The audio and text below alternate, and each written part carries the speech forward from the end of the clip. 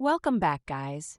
Today, we'll be recapping the manhwa called Some Hairy Business. If you enjoy the video, please like and subscribe to the channel. Meet Yeonhee, our protagonist, and her friend Nayeon.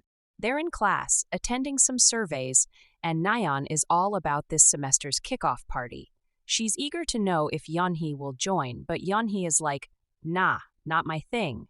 Nayeon is doing her best to convince her friend, especially since they already planned a sleepover that night to do some hair removal, or as Yanhi corrected, a Brazilian wax. Oh, and there's this fine and really cute guy named Saeksi who's supposed to be at the party, and Nayeon really wants them to meet. So, there they are, talking about the Brazilian wax, and guess what? Saeksi overheard them. It's a bit awkward, and Nayeon teases Yeonhee about her upcoming wax session with a playful wave. But something seems off to Yeonhee. She can't shake the feeling that Saeksi judged her when they talked about the Brazilian wax. It's bothering her, and she confides in her friend Namwoo, who tries to downplay it, saying maybe it's just his polite expression. But for Yeonhee, it feels like he's giving her the side eye like she's trash or something. Fast forward to the party, and guess who shows up again? Saeksi. Despite not being a fan of such gatherings, he recently went through a breakup and needed some distraction. Nayeon is all chummy with Saeksi, so Yeonhee decides to join the gang. But once she has a few drinks, Yeonhee starts rambling like there's no tomorrow. She goes on a rant about how there's nothing to be ashamed of when it comes to hair removal.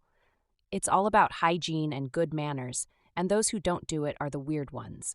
She's really passionate, even going on to say that letting your hair grow out is gross. Saeksi looks a bit taken aback, raising an eyebrow as Yeonhee continues her tipsy lecture. He hesitates with his drink, trying to process what's going on. Meanwhile, Yeonhee is in full flow, getting more intoxicated by the minute. It gets so bad that she excuses herself to the bathroom to avoid potential disaster. Guess what happens next? Saeksi ends up going to the bathroom too. Fate, right? Yeonhee must have had a bit too much to drink because she ends up getting sick in there. And here comes the hilarious twist. In her tipsy state, Yeonhee, without a second thought, grabs a razor and, well, let's just say she gets a bit too enthusiastic about her hair removal skills because she grabs a razor and tries to shave Saeksi. The next morning, Yeonhee wakes up all disoriented, next to Saeski in a place she doesn't recognize. She's a mix of curiosity and shame, trying to unravel last night's events. Feeling really confused, Yeonhee demands to know what exactly happened between them. She wonders if they did anything last night and tries to piece it all together. But man, she can't remember a thing. Saeksi tells her that last night was a wild ride, and Yeonhee is disappointed as she didn't expect this from him. Getting frustrated, she tells him he's being too crass and that she can't handle his attitude when she's clueless about everything that went down. She blames herself for being a hot mess because she got way too drunk, and she's pretty sure it was the same for him. Trying to be mature about it, Yeonhee tells him that they should just be grown-ups. But Saeksi interrupts, saying she's got it all wrong. They argue back and forth, with Yeonhee getting angrier. Saeksi claims he has a right to be upset too, then asks her if she really doesn't remember anything. Yeonhee, who's feeling really ashamed at this point, stutters. Yep, she thinks they did it. Saeksi doesn't want to put the blame on her for misreading the situation. But he's also wondering if his reputation is so bad that she'd think he'd take advantage of a drunk girl. And the poor guy is dealing with a recent breakup, so he's not in a place to get entangled with someone else. Trying to jog her memory, he shows her the cuts she made on him and asks if she remembers anything now. Yeonhee is just in shock, staring at what she sees. He playfully asks if it's normal for her to grab razors when she's drunk, kinda impressed by her drunken skills, even though he can barely go to the bathroom now. However, Yeonhee is in doubt, struggling to believe what she's just heard and seen, so Saeksi shows her more cuts from the wild night. And even though it makes him feel exposed, she can't fully wrap her head around it all. With all this info, some memories start trickling back to Yeonhee, and she apologizes to Saeksi, though she can't recall everything entirely. Feeling overwhelmed with shame, she bows her head and covers her face. And here's where things take a twist. Saeksi uses this opportunity to blackmail her into agreeing to something he wants. According to him, anyone with a shred of conscience would listen. Yeonhee genuinely wants to make up for her mistakes, so she asks Saeksi what favor he wants, but his reply leaves her in utter shock. He's got a crazy idea. He wants her to date him for a whole month. But get this, it's not a real thing. He just wants her to pretend to be his girlfriend for 30 days. Can you believe it? Saeksi explains that he's planning to be the campus bad boy, and he thinks she's the perfect person to help him out, especially since she owes him something. Yeonhee freaks out and yells at him for even suggesting such a wild plan. But he shuts her down with some blackmailing words, putting her in a tough spot. So, in distress, she reluctantly agrees to his outrageous proposal. Before they seal the deal, though, he wants them to control the story of what happened last night. She's a bit confused and asks him what that means, but he assures her he'll handle it. They shake hands to seal the agreement, and he lays down the rules for their pretend relationship. No feelings of attraction or anything like that, and he even points out that she's not his type. Ouch! She fires back, saying he's not her type either, but he just smirks, acting all cool with it. Yeonhee can't believe she's caught up in this mess, but she goes along with it anyway. Then her alarm goes off. Morning class time. He offers to give her a ride, but his phone rings and she gets annoyed, telling him to do whatever he wants. She's not keen on spending more time with him than necessary, so she declines the offer and postpones the discussion about their contract. She thanks him for letting her spend the night and apologizes again for the awkward cuts she gave him, and she rushes off to school.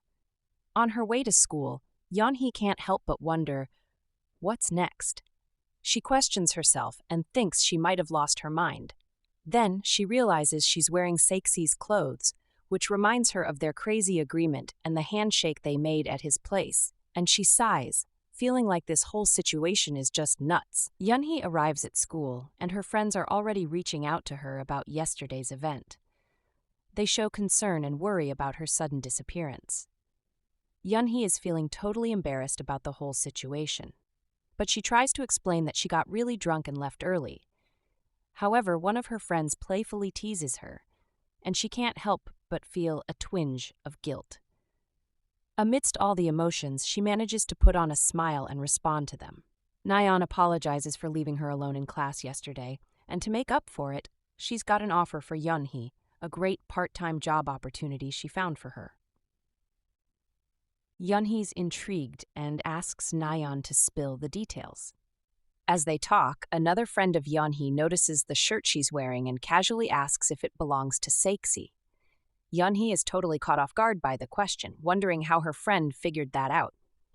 The friend starts teasing her about the fancy shirt she's wearing, wondering when she became so fashion-conscious, and suggesting she borrowed it from Saeksi. But Yeonhee acts surprised. Her friend can't help but laugh and asks if she doesn't remember what went down last night. Curious to know more, Yeonhee drags him to a corner and whispers, wanting the scoop on what happened yesterday. Her friend spills the beans, saying he didn't witness it firsthand, but apparently Yeonhee threw up all over Saeksi in the bathroom. He laughs as he tells her, mentioning how lucky Saeksi was to live nearby. Then he drops the million-dollar question. Did Yeonhee spend the night at Saeksi's place? She starts sweating and tries to convince her friend that she only slept there and nothing more, all in hushed whispers. But the guy can't help but exclaim loudly, making Yeonhee freak out and beg him not to spill the beans. He smirks and says he's not planning on telling anyone, but he enjoyed the whole scene. Meanwhile, in the background, Nayeon stands by the corner, curious about their conversation, and asks if the shirt belongs to Saeksi, all the while looking at Yeonhee, waiting for an answer. Poor Yeonhee stammers and tries to explain, but her friend, who she begged for secrecy, interrupts and admits he was wrong about her borrowing the shirt from Saeksi.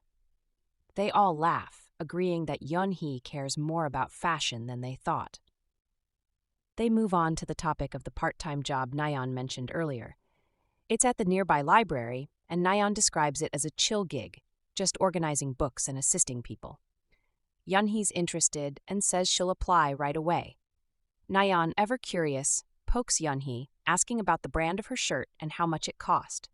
Yeonhee defensively says it was a gift, but Nayeon won't stop prying.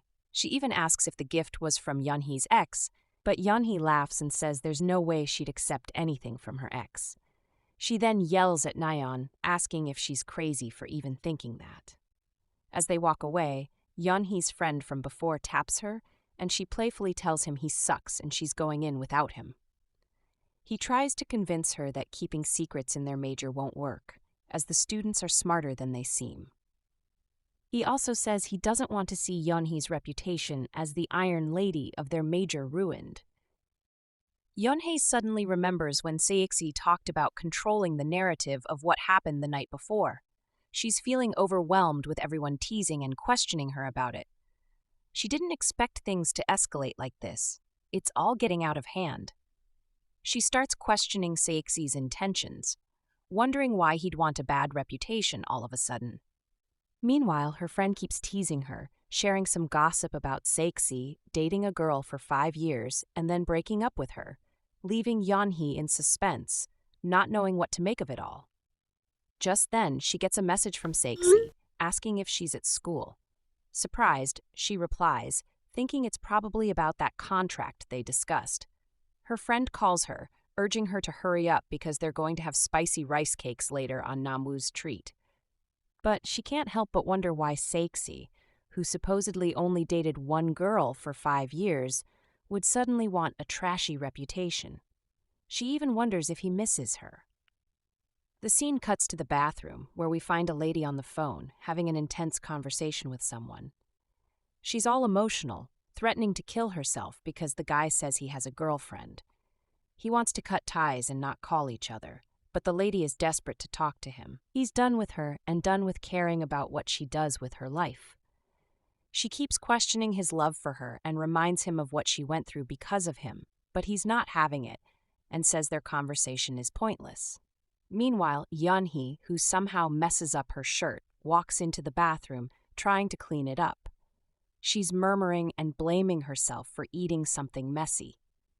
While she's there, the lady on the phone notices her and comments that she actually has the same shirt as Yeonhee, thinking they probably have similar tastes. Yeonhee is still trying to clean up her mess and is worried about staining her shirt, so the lady offers her a towel to help clean up. Yeonhee blushes, thanks her, and admires her in her thoughts. Then they exchange pleasantries.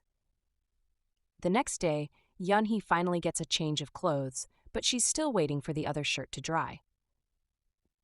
Thankfully, the stain cleared, and it's just a bit damp.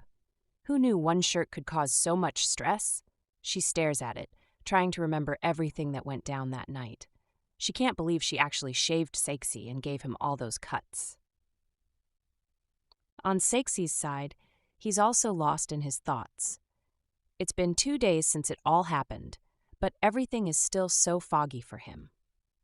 Yanhi stands there, trying hard to recall the events at Saeksi's house. She remembers him pushing her hands away, but at the same time, he held them like he cared. He even bent over her, took her hand, and told her not to worry. He wasn't going to do anything. He offered to leave if she was uncomfortable, but she asked him to stay. She's surprised by these memories flooding back, but more pictures come to mind.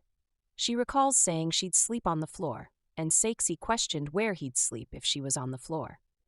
He held her hands again, explaining he wasn't a pervert, but he also smirked and teased her, making her blush even more.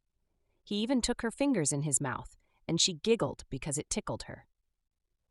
She asked him why he made her fingers wet, and he playfully lifted her up in an awkward position, showing her that she was still bleeding.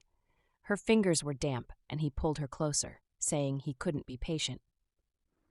After remembering all of this, Yeonhee declares she's sick of damp things because of what usually comes next. She's bothered by the fact that she's only remembering all of this now and wishes she could go back to not remembering anything at all. Feeling overwhelmed, she cries uncontrollably. Just then, she gets a notification on her phone. It's from the girl who offered her a towel in the bathroom yesterday. Yeonhee remembers they talked about the shirt and how she admired it. The girl even complimented her, calling her sweet and kind. Curious, Yeonhee checks out the girl's Stargram page and realizes she's followed her back. As she scrolls through, she notices a guy who resembles Saeksi. Curious, she wonders if they are friends or maybe even dating. However, she dismisses the idea as Saeksi recently broke up with his girlfriend. Soon after, Saeksi messages her, reminding her of their planned meetup at the cafe by the main gate at 1 p.m., which she had forgotten.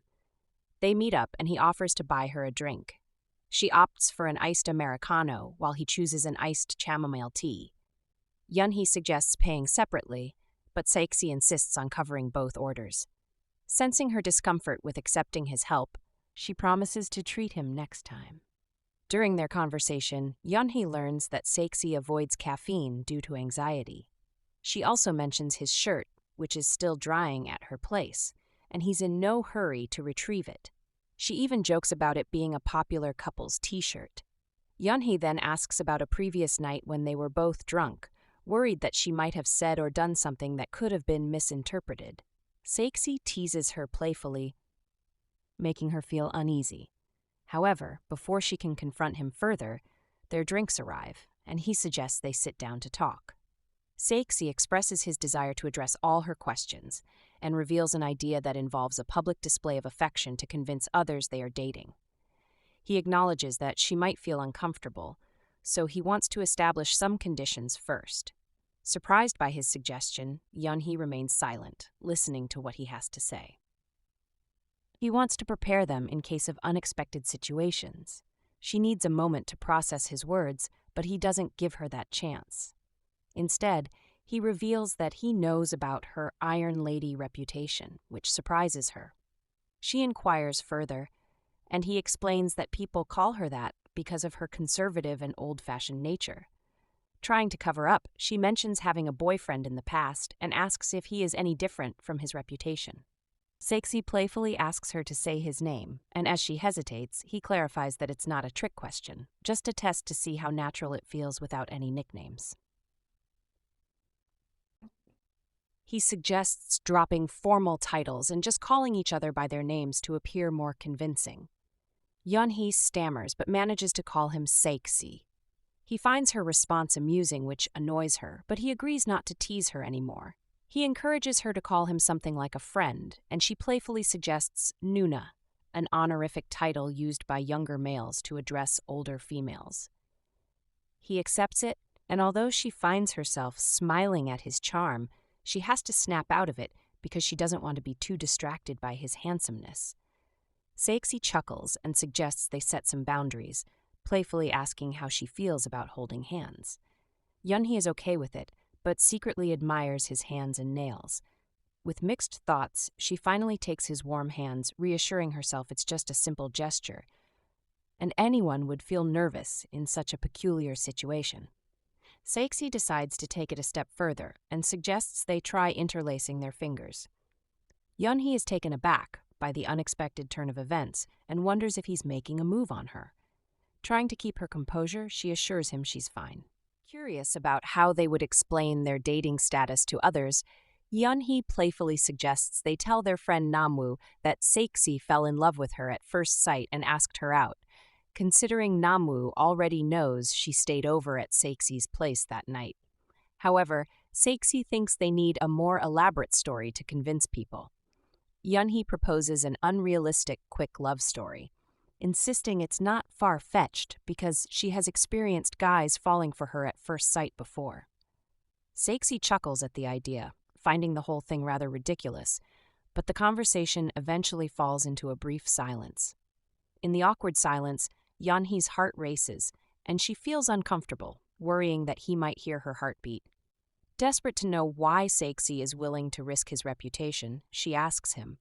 He replies, holding back some details. Just as he's about to explain further, he notices Namwoo approaching, waving and taking pictures of them. Saeksi instinctively grabs Yeonhee's hand, hoping it will make it easier to convince Namwoo about their relationship. Upon seeing Namwoo, Yeonhee asks how long he had been there, and he playfully throws the question back at them. Saeksi panics, fearing that Namwoo overheard their conversation, and wonders how much he heard. Namwoo smirks and teases them, claiming they're in love, showing them a picture he took of them holding hands tightly. Saeksi laughs and remarks on Namu's happy-go-lucky nature, to which Namu jokes about being extra happy today. Yeonhee is relieved that they are in the clear now.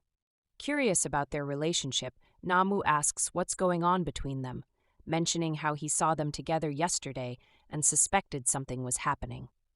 Saeksi explains that he asked Yeonhee out after she threw up on him the other night. He lent her one of his shirts, and as their eyes met, he couldn't resist her beautiful eyes, claiming it was love at first sight. This flusters Yeonhee, who gets angry because Saeksi used the same unrealistic story she had suggested earlier, thinking he was making fun of her. Namu becomes even more curious and asks if anything happened between them on that night. Saeksi defends Yeonhee, warning Namu to be mindful of how he talks to her, but Namu explains he was only joking and didn't take it seriously. Namu playfully teases Yeonhee, calling her the Iron Lady with the sexiest man on campus, referring to Saeksi. Saeksi reaches for Yeonhee's hand and responds, telling Namu they have been dating for 2 days in case he wanted to know. Yeonhee calls Namu, asking to see the video he took of them on his phone. Namu playfully asks if she wants to delete it, but pleads to keep it as a souvenir. She declines to delete it. She just wants to check how her face looks in the video. He shows her the video, boasting about his camera skills, but the loud background makes it hard to hear their conversation. Namu teases Yeonhee, claiming he knows how to handle a camera around pretty girls. He then leaves them, jokingly referring to them as a pair of lovebirds. Yeonhee feels relieved when Namu departs and vents about how tiring he can be, though she acknowledges he doesn't have a mean bone in his body, which she sees as one of his flaws. Returning to their earlier conversation, Saeksi explains that the reason he wants a bad reputation is because of his ex. Yeonhee asks if he means the girl he dated for 5 years, and he confirms it, saying he wants to completely end things with her. He describes their relationship as not based on love, but rather an unhealthy obsession with each other. Saeksi felt like a pushover desperate for attention, while she saw him as a perfect accessory for her. He clarifies that it wasn't love and that she refused to let him go, so he wants to make it clear by ruining his image. Yeonhee is puzzled, wondering if Saeksi's plan is to become something his ex no longer desires. The complexity of his intentions confuses her, and she can't understand why he would go to such lengths to achieve that. Saeksi insists they stop interlacing their fingers in public displays of affection, teasing Yeonhee that her face is already red from embarrassment. She playfully protests, denying her face is red, but he continues to explain what happened that night. Saeksi assures her that nothing else happened except for her shaving him, and he only teased her because he found her reactions cute. He sincerely apologizes for making her uncomfortable. Yeonhee feels relieved and apologizes once again for shaving him and giving him cuts. Saeksi casually asks if she dislikes body hair and even playfully wonders if she has the desire to shave animals with lots of fur, like chimps. She apologizes again, but he reassures her that it's not a big deal to him, mentioning that his ex didn't like his body hair either. This leads Yeonhee to wonder if that's why he always wears long sleeves. Saeksi hopes they can work well together, and he suggests they also think about their breakup. The next day at the library, Saeksi's ex, Soyeon Kim, goes there to make some inquiries about the student employees starting next week. She comes across a sheet of paper that accidentally slips out from a book labeled Student Employees. To her surprise, the paper contains her name and Yeonhee's name, indicating she might have come there with other motives in mind. The next day, while taking a shower, Saeksi's mind starts to wander, recalling an unpleasant incident from his past when he was bullied and called names for being hairy, leaving him on the verge of tears. He glances at his body, thinking about those hurtful remarks before getting ready for class. Meanwhile, Soyeon Kim is casually scrolling through her phone when she comes across a picture of Saeksi and Yeonhee holding hands on Namu's stargram. Instantly recognizing Yeonhee as the girl from the bathroom to whom she offered a towel, Soyeon becomes furious. Upon reaching campus, Saeksi calmly approaches Yeonhee, unaware of what Namu had done. She shares her suspicion that Namu secretly hates him and questions why he's so composed despite everything. She mentions the post on Stargram and feels it was motivated by Namwoo's hatred for Saeksi. Saeksi looks at the post but doubts that Namwoo had any ulterior motives.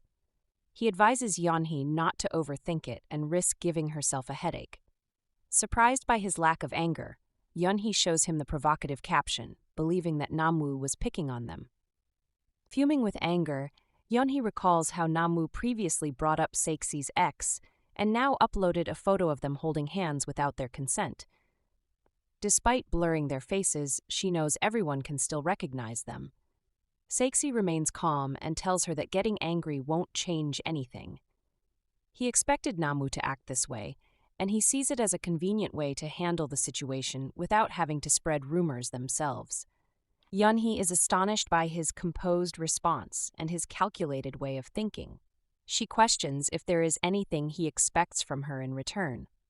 As they walk together, their friends excitedly call out to Saeksi and Yeonhee, happy to see the newest campus couple, after spotting them on Stargram.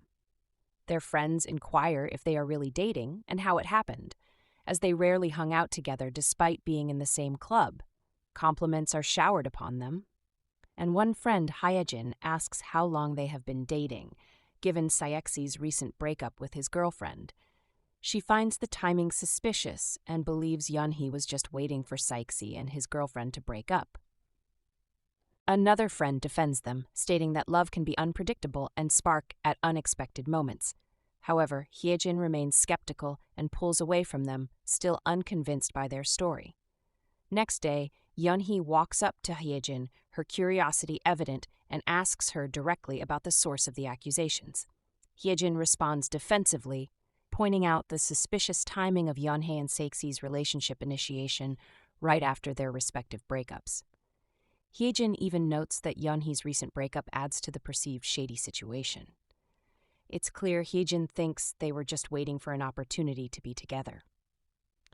Yeonhee, a bit taken aback, questions why Hyejin is being so rude and asks if she did something to warrant such behavior.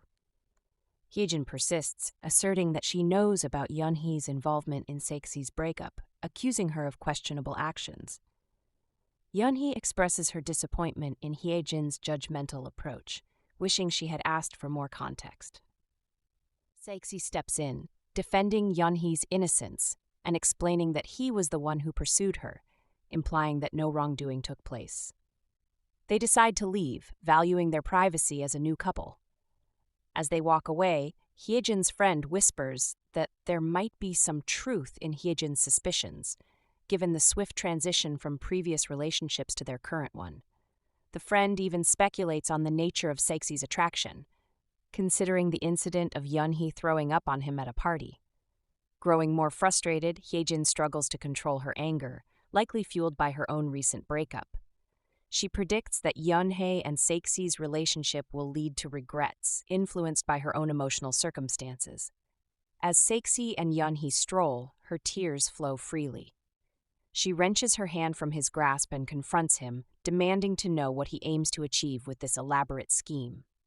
Saeksi tries to apologize, feeling guilty, but Yeonhee remains skeptical. She implores him to be honest if he foresaw this mess. She blames herself for impulsively agreeing to the fake relationship and for her drunken actions that night. She reckons he chose her because of her prudish reputation, perhaps hoping their scandalous relationship would boost his reputation. But she's puzzled as to why he'd tarnish his image or why his ex was so terrible that he'd go to such lengths, especially when both had already broken up. Yeonhee admits that Hyejin's words had a grain of truth. Seeing an ex move on immediately after a breakup is agonizing and shatters self-esteem. Saeksi apologizes again, clarifying that he never intended for this much chaos and doesn't know how to make their friends understand. Drawing him closer, Yeonhee adopts a pragmatic outlook.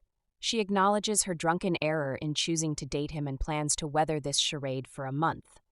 She's ready to manage her reputation, even if it means pretending they had a fling rather than true love at first sight. She requests one change, more convincing physical affection. She yearns to appear infatuated with the campus bad boy and starts tracing his lips, revealing her affectionate nature in relationships. Taking it further, she suggests a kiss as part of their act. hinting that she needs a test run for authenticity. Noticing her tear-laden lashes, Saeksi leans in, and their kiss ignites with passion. It becomes clear that Yeonhee secretly longed for affection despite disliking the pretense. Her mixed feelings towards Saeksi are evident, but she fears what might happen if he's genuinely a piece of garbage. Amid her confusion, she can't deny his exceptional kissing skills. In the aftermath of their surprising encounter, both of them are still grappling with what just unfolded. Yeonhee finds herself torn between loving and hating the warmth of Saeksi's hands. The moment has left them both speechless, struggling to process their emotions. The intensity of the experience makes it difficult for either of them to catch their breath. Slowly, Saeksi agrees to Yeonhee's suggestion of using kissing as their last resort. Practical as ever, Yeonhee proposes they create a written contract to formalize their arrangement. She's already devised 5 conditions and even adds a 6th if Saeksi is willing to consider it. With enthusiasm, she spells them out. No falling in love, prompt response to each other's calls, with no silent mode allowed, a strict prohibition on flirting or dating others, maintaining the confidentiality of the contract, and upholding the secrecy even after the contract's conclusion. As a final touch, she introduces a dramatic twist. Saeksi will play the role of the heartless villain and end things with Yeonhee on the contract's final day. Given that the weekend is near, Yanhi proposes presenting the contract to Saeksi next week when she has it all set. She assures him that she'll have it ready in time. The contract also includes a provision for breaches. If either of them violates the terms, the contract will be void, and the responsible party will shoulder full blame, along with compensating the other with 4 years' worth of tuition fees. With these conditions outlined, they part ways.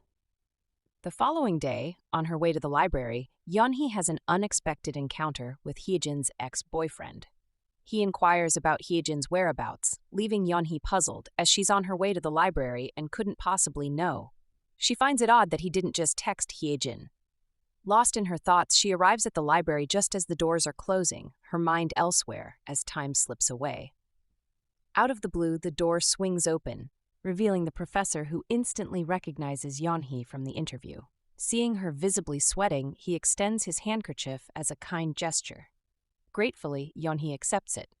While the professor's friendliness is a bit surprising, Yeonhee manages to inquire about when the orientation will wrap up. He outlines the remaining activities, a training video, basic instructions, and signing the contract. Noticing her tardiness and perspiration, he gestures for her to take a seat at the back, ensuring she can finally catch her breath as the video begins. Taking her seat, Yeonhee finds herself beside a familiar face, Soyeon Kim, Saeksi's ex-girlfriend. They exchange pleasantries just as the professor begins taking attendance. Soyeon kindly offers her a candy, prompting Yeonhee's curiosity about how she knows her major. Soyeon explains she heard about Yeonhee from someone else majoring in interior design, Saeksi. Soyeon acts as though she doesn't know about Yeonhee's connection to Saeksi, subtly prodding for more information about their relationship. Yeonhee, oblivious to the ulterior motive, shares that they're currently dating. The conversation flows naturally, with Soyeon seemingly fascinated by Yeonhee's connection to Saeksi. As their conversation continues, Soyeon discovers that Yeonhee is older and requests permission to call her Unni, a respectful term used by younger females for their older counterparts. Yeonhee agrees, aware of her status as Saeksi's girlfriend.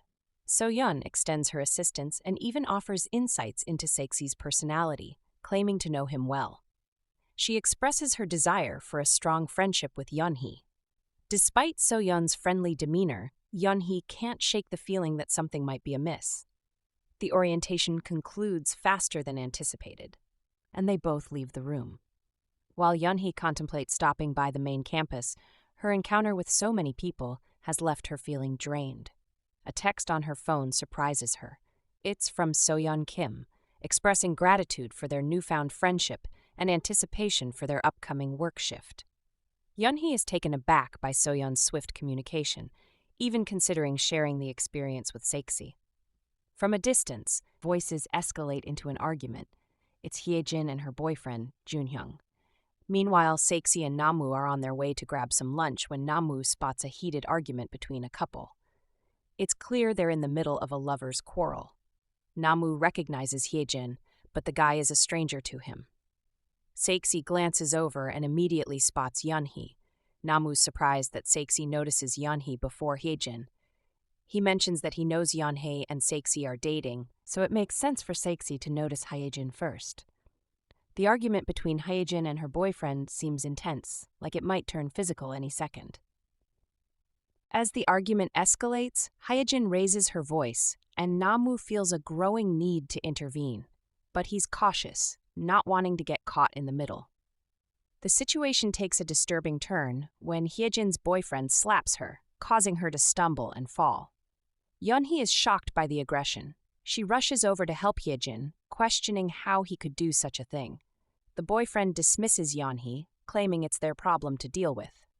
He tries to downplay their argument as a serious discussion, though it clearly looks more like an attack. Yeonhee firmly asserts that this isn't a discussion, it's an assault. The boyfriend cracks his knuckles threateningly, insisting that Hyejin struck him first, and he's merely retaliating. He menacingly warns Yeonhee not to push him. Unfazed, Yeonhee stands her ground, unimpressed by his threats. His name-calling doesn't rattle her. She points out that having a black belt doesn't give him the right to hit people, especially not his girlfriend. Yeonhee expresses her disappointment in him and demands that he apologize to Hyejin and leave before she involves the police. In response, the boyfriend continues his derogatory language, escalating the tension. He raises his hand to strike Yeonhee, only for Saeksi to step in and grip his hand to prevent the attack. Saeksi's action leaves Yeonhee in awe, causing her bag to slip off her shoulder. Namu springs into action, shouting for help and describing the assailant, causing people to gather and murmur. The boyfriend manages to break free from Saeksi's grip and hastily departs. Hyejin, however, seems hesitant to let him go, voicing that he didn't need to be chased away. Namu checks on everyone's well-being, questioning whether it was right to chase the guy away. He also asks Yeonhee if facing such a huge guy was terrifying for her. Yeonhee's belongings are scattered, and Namu helps her collect her things. Saeksi holds Yeonhee's hands as Namu helps Hyejin to her feet, complimenting her strength. Curious about the connection, Saeksi asks Hyejin how she knows the aggressive guy. Hyejin defends him, explaining that they were just talking, although it's clear the situation turned violent. Yeonhee's anger rises as she challenges Hyejin's defense of her ex-boyfriend. She questions the logic of condoning violence for butting in. Yeonhee criticizes Hyejin's ex-boyfriend, who practices judo, for resorting to violence against his girlfriend in a fit of anger. Hyejin brushes off Yeonhee's concerns, asserting that it's none of her business. Frustrated, Yeonhee emphasizes the danger of the situation, but Hyejin continues to defend her ex-boyfriend's actions, attributing them to his anger. Yeonhee's frustration mounts as she questions Hyejin's reasoning, especially when Hyejin both thanks Yeonhee for stepping in and warns her to stay out of her affairs. Eventually, Hyejin leaves, leaving Yeonhee simmering with frustration over the encounter. Unexpectedly, Hyejin's sudden remarks catch everyone off guard. Namu, puzzled, asks Yeonhee if something happened between them, and Yeonhee, feeling uneasy, hesitates to share details. Namu's curiosity grows as he probes, wondering if they had a fight, given Yeonhee's distant behavior towards Hyejin. He presses her to spill the beans about their history, but instead of opening up, Yeonhee shifts the conversation by pointing out the coffee stain on Namu's shirt. He brushes it off, mentioning it's okay since it's Saeksi's shirt that he borrowed and never returned. Namu sure has an easygoing attitude. Saeksi inquires why Yeonhee is at the campus. She explains she's attending an orientation for a new part-time job and decided to stop by the main campus while she's around. He follows up by asking if she's eaten lunch yet, which strikes Namu as odd since it seems like they don't know each other's schedules. Yeonhee tries to clear up any misconceptions, saying they were both busy in the morning and couldn't touch base. Namu remains skeptical and asks if they don't communicate often. Saeksi sidesteps the question by inviting Yeonhee to lunch, and she agrees. Craving something spicy, she suggests spicy rice cakes, further raising Namu's suspicions. He points out that Saeksi can't handle spicy food. Saeksi casually claims he can eat spicy food, leading Namu to recall a time when Saeksi struggled after eating something spicy. Namu infers that Yeonhee doesn't really know Saeksi's preferences.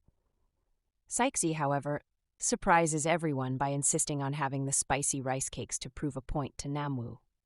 Namu, also wanting food, contemplates joining them, but Saeksi's stern look deters him. Namu pleads with Yeonhee for help, as Saeksi is being intimidating. However, she declines, thinking that Saeksi might feel awkward with Namu around. From a distance, Namu grumbles about how both of them suck for leaving him behind. He mutters about finding someone else to eat with, clearly annoyed at being left out. Yeonhee asks if he plans to join the study group for an all-nighter, but she declines. In a somewhat bratty tone, Namu says they can go eat now, but he still seems skeptical that they're really heading off without him. As they prepare to dig in, Yeonhee whispers to Saeksi, checking if he's okay with the spiciness of the food. He assures her, and as they start eating, Yeonhee notices Saeksi starting to sweat due to the heat of the dish. She checks in again, asking if he's sure, and offers to order something else. However, Saeksi insists on sticking with the spicy rice cakes, claiming he can handle the spice. Yeonhee realizes that this marks their first meal together and makes a mental note to avoid suggesting spicy dishes from now on. She signals the waiter for another order, a steamed egg and a juice. Saeksi initially thinks it's for him, but Yeonhee clarifies it's hers, though he's welcome to share. The surprising part is Saeksi's tough guy act. She assumed someone like him wouldn't have trouble admitting what he can't eat. Saeksi explains he's not trying to appear tough. He just agreed because Yanhi wanted the rice cakes. Thoughtful, but maybe a bit too much. The conversation shifts to the earlier incident involving Hyejin and her boyfriend. Saeksi wonders if everyone is as daring as Yeonhee and asks what she would have done if no one else was around. Yeonhee playfully responds that she'd have taken a hit. Saeksi shoots her a glare, noticing her slightly swollen lips.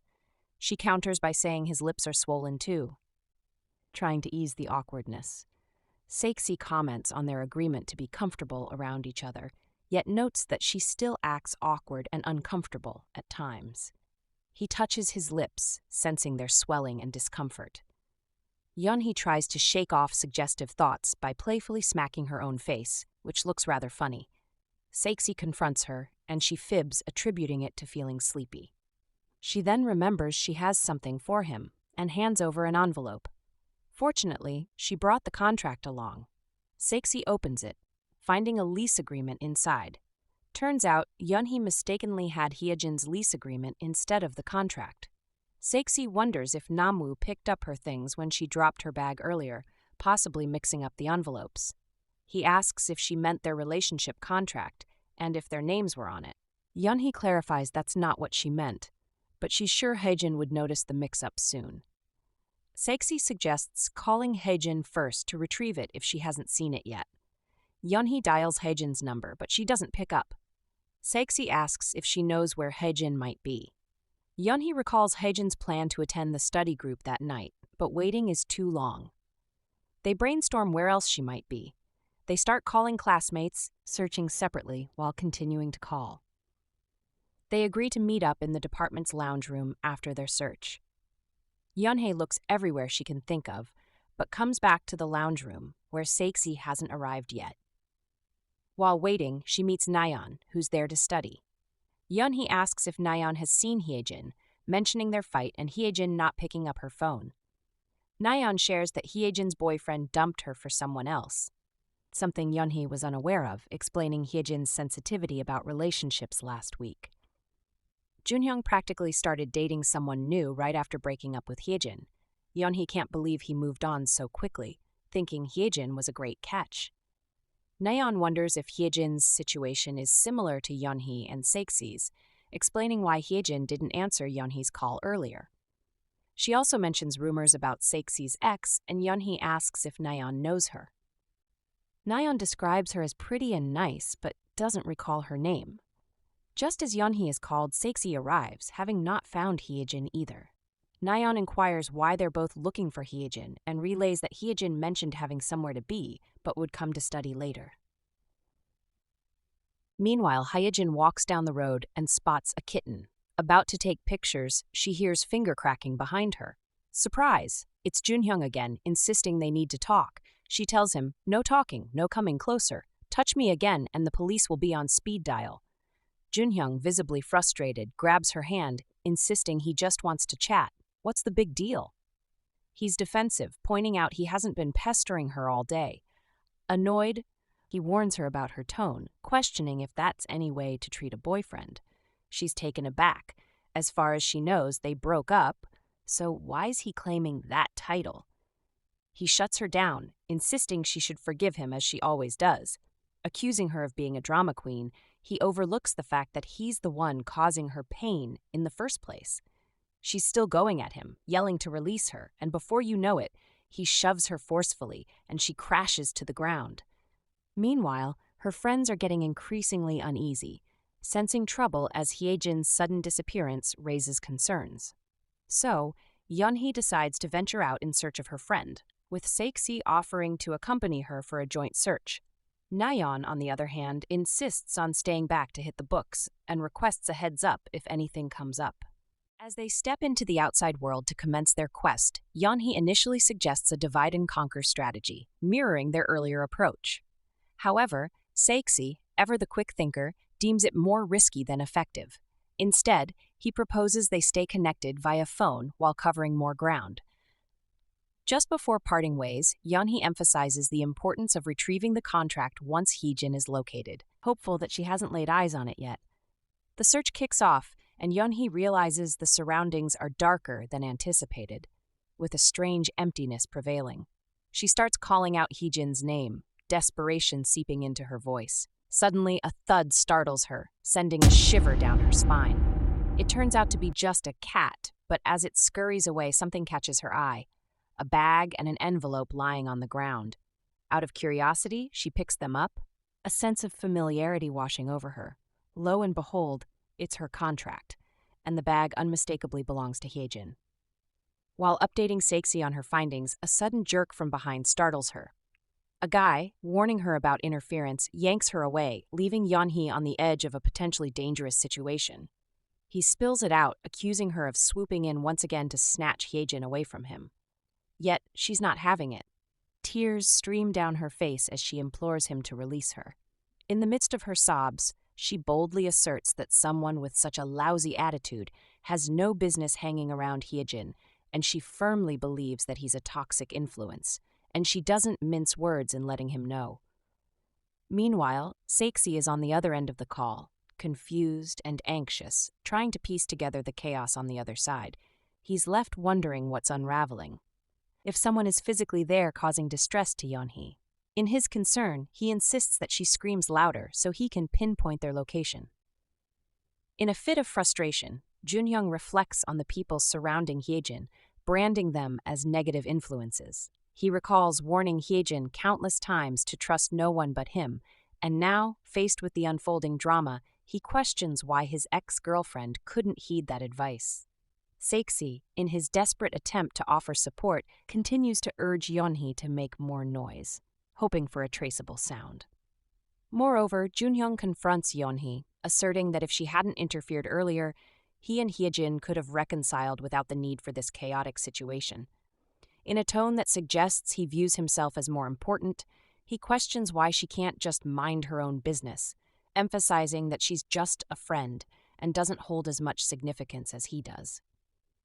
As if his words weren't already cutting enough, he goes on to claim that Hyejin belongs to him, warning Yeonhee to stop meddling.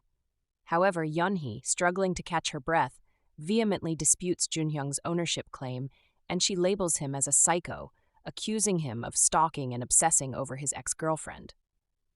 Unfazed, Junhyung retorts that she fails to comprehend her place in the situation, gripping her shirt even tighter until it tears. Meanwhile, Saeksi remains on the phone, urging Yeonhee to scream or say something that can help him locate her. In a moment of desperation, she coughs and screams Saeksi's name, revealing that Hyejin is unconscious and Junhyung is present. She advises Saeksi to call the police, but is abruptly cut off as Junhyung covers her mouth, instilling fear in her trembling form. To Yeonhee's relief, Saeksi arrives at the scene. Junhyung, caught off guard, shoves her away, allowing her to quickly move towards Saeksi. Concerned, Saeksi repeatedly asks if she's okay. In a fit of anger, he confronts Junhyung, questioning his sanity and actions.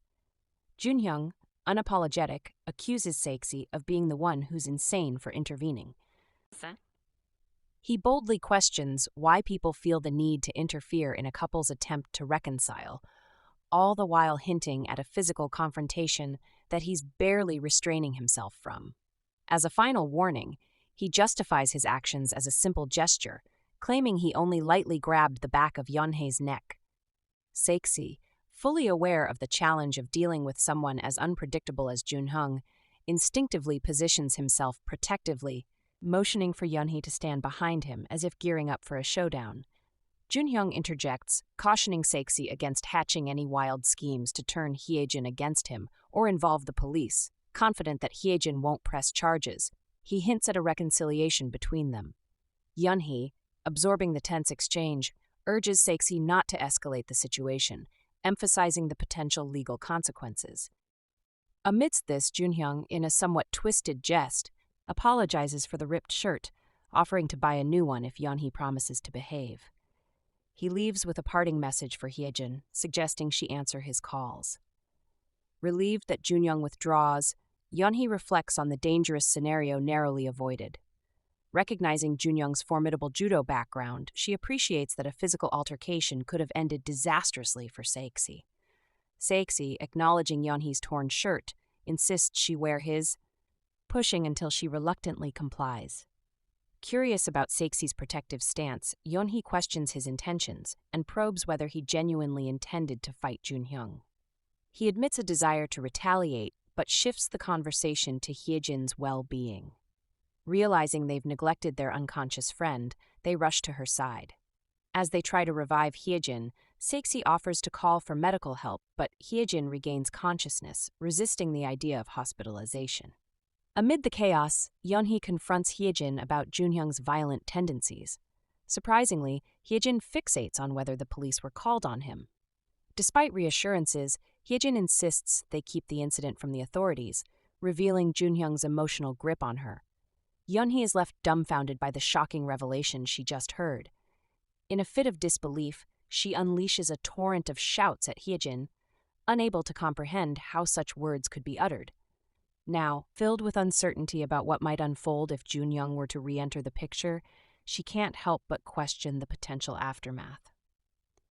Saeksi, observing the emotional turbulence, steps in, attempting to alleviate Hyejin of the self-imposed blame for the earlier revelation. Despite his efforts, she adamantly maintains that he knows nothing about the intricacies of her relationship. With a piercing glare, she dismisses his input, asserting that she has little interest in advice from someone who effortlessly transitions from one relationship to another without a second thought. Undeterred by her hostility, Saeksi remains composed, expressing indifference to her opinion of him. However, he can't conceal his frustration with her behavior, confessing that it triggers memories of his own past. Both Yeonhee and Hyejin register shock as Saeksi elaborates, revealing his previous struggle with an unhealthy and toxic relationship. He admits to convincing himself that the toxicity was solely his fault, making it difficult for him to let go. Saeksi continues, pouring out heartfelt words in an attempt to console Hyejin. He challenges her perception, asserting that what she's experiencing isn't love but a form of abuse. After a deep sigh, Hyejin acknowledges the truth, asserting her awareness that Junhyung is attempting to gaslight her. She further declares that none of the turmoil is her fault. However, when Saeksi questions why she can't muster the strength to leave the relationship, Hyejin confesses that it's because she doesn't know if she can envision a life without Junhyung. Muttering softly, she reveals Junhyung's repeated declarations that they are indispensable to each other. Complicating matters, he was her first love, adding an emotional layer that intensifies the struggle she faces in contemplating life without him. In high school, she crossed paths with Junhyung, and let me tell you, he was the embodiment of fun and sweetness. Everyone gravitated toward him. He had this magnetic charm that just drew people in. Their story took an unexpected turn when she mustered the courage to confess her feelings. And voila, they became a couple. It was all sunshine and rainbows at first, but as time went on, they found themselves caught in the storm of disagreements. About a year into their relationship, the bickering kicked in, and it seemed like the main culprit was Junhyung's friendships with other girls. Looking back, Hyejin can't help but wonder if she was a tad too sensitive about it, but hey, anyone in a relationship would understand the sting, right? Apologies became a regular feature, with her often extending the olive branch, only for Junhyung to dash off to spend time with his female friends. It became a cycle. Her apologies, his swift departures. What stung the most was the lack of reciprocity when it came to the people she associated with. It seemed like Junhyung never quite grasped the impact his actions had on her feelings. Additionally, she elaborates on Junhyung's apparent disregard for her feelings. Whenever she attempted to spend time with her own friends, he would react with anger and stress, placing blame on her for various issues. In her candid revelation, she recalls confiding in friends Yeonhee and Nayeon about a particularly heated argument with her then-boyfriend, recounting an instance where he threw his phone in frustration. She explained to them that Junhyung cited stress from her interactions with other guys as the root cause of his behavior. Despite Yeonhee's anger at Junhyung's changing attitude, Hyejin found herself constantly defending him, attributing his actions to the pressure of upcoming competitions. Despite being aware of the difficulty her friends had in understanding why she stayed with Junhyung, Hyejin found herself unable to sever ties with him. His apologies, accompanied by thoughtful gestures involving her favorite things, had a way of dissolving her determination to end the relationship. Thus, their chaotic connection endured through both highs and lows. Although Hyejin confided in her friends during rough patches, they offered advice that felt like a harsh reality check. Faced with the futility of expecting change, she concluded that keeping her relationship private was the best course of action, unaware that this decision would ultimately become her greatest mistake. Since that time, things appeared to take a turn for the better between her and Junhyung, largely due to her dedicated efforts to keep the relationship on smooth ground. However, an unexpected twist emerged. The less possessive he grew, the more indifferent he became. Ironically, when she finally decided to be more understanding about Junhyung's close friendship with Jiyoung, a female friend, it became the catalyst for their breakup. The revelation that she meant more than just a friend hit her like a betrayal, unleashing an uncontrollable flood of tears. Perhaps a part of her had sensed that he might have a change of heart, leading her to emotionally brace herself for the inevitable. Post-breakup, her mantra became, "It's for the best," while her heart was growing cold. Yet, the real issue lay in her ex's persistent return, always at the most unexpected moments. Gifts would mysteriously appear at her doorstep, and one unsettling night he showed up unannounced at her house. Firmly, she insisted he leave before the police got involved. However, he managed to slither back into her life, weaving a narrative about his father's tragic passing, claiming it happened just a week after their breakup. Struggling with grief, he questioned why she hadn't chased after him if her love was genuine. Pounding on her door, he went as far as blaming her for their breakup, pleading for a reunion.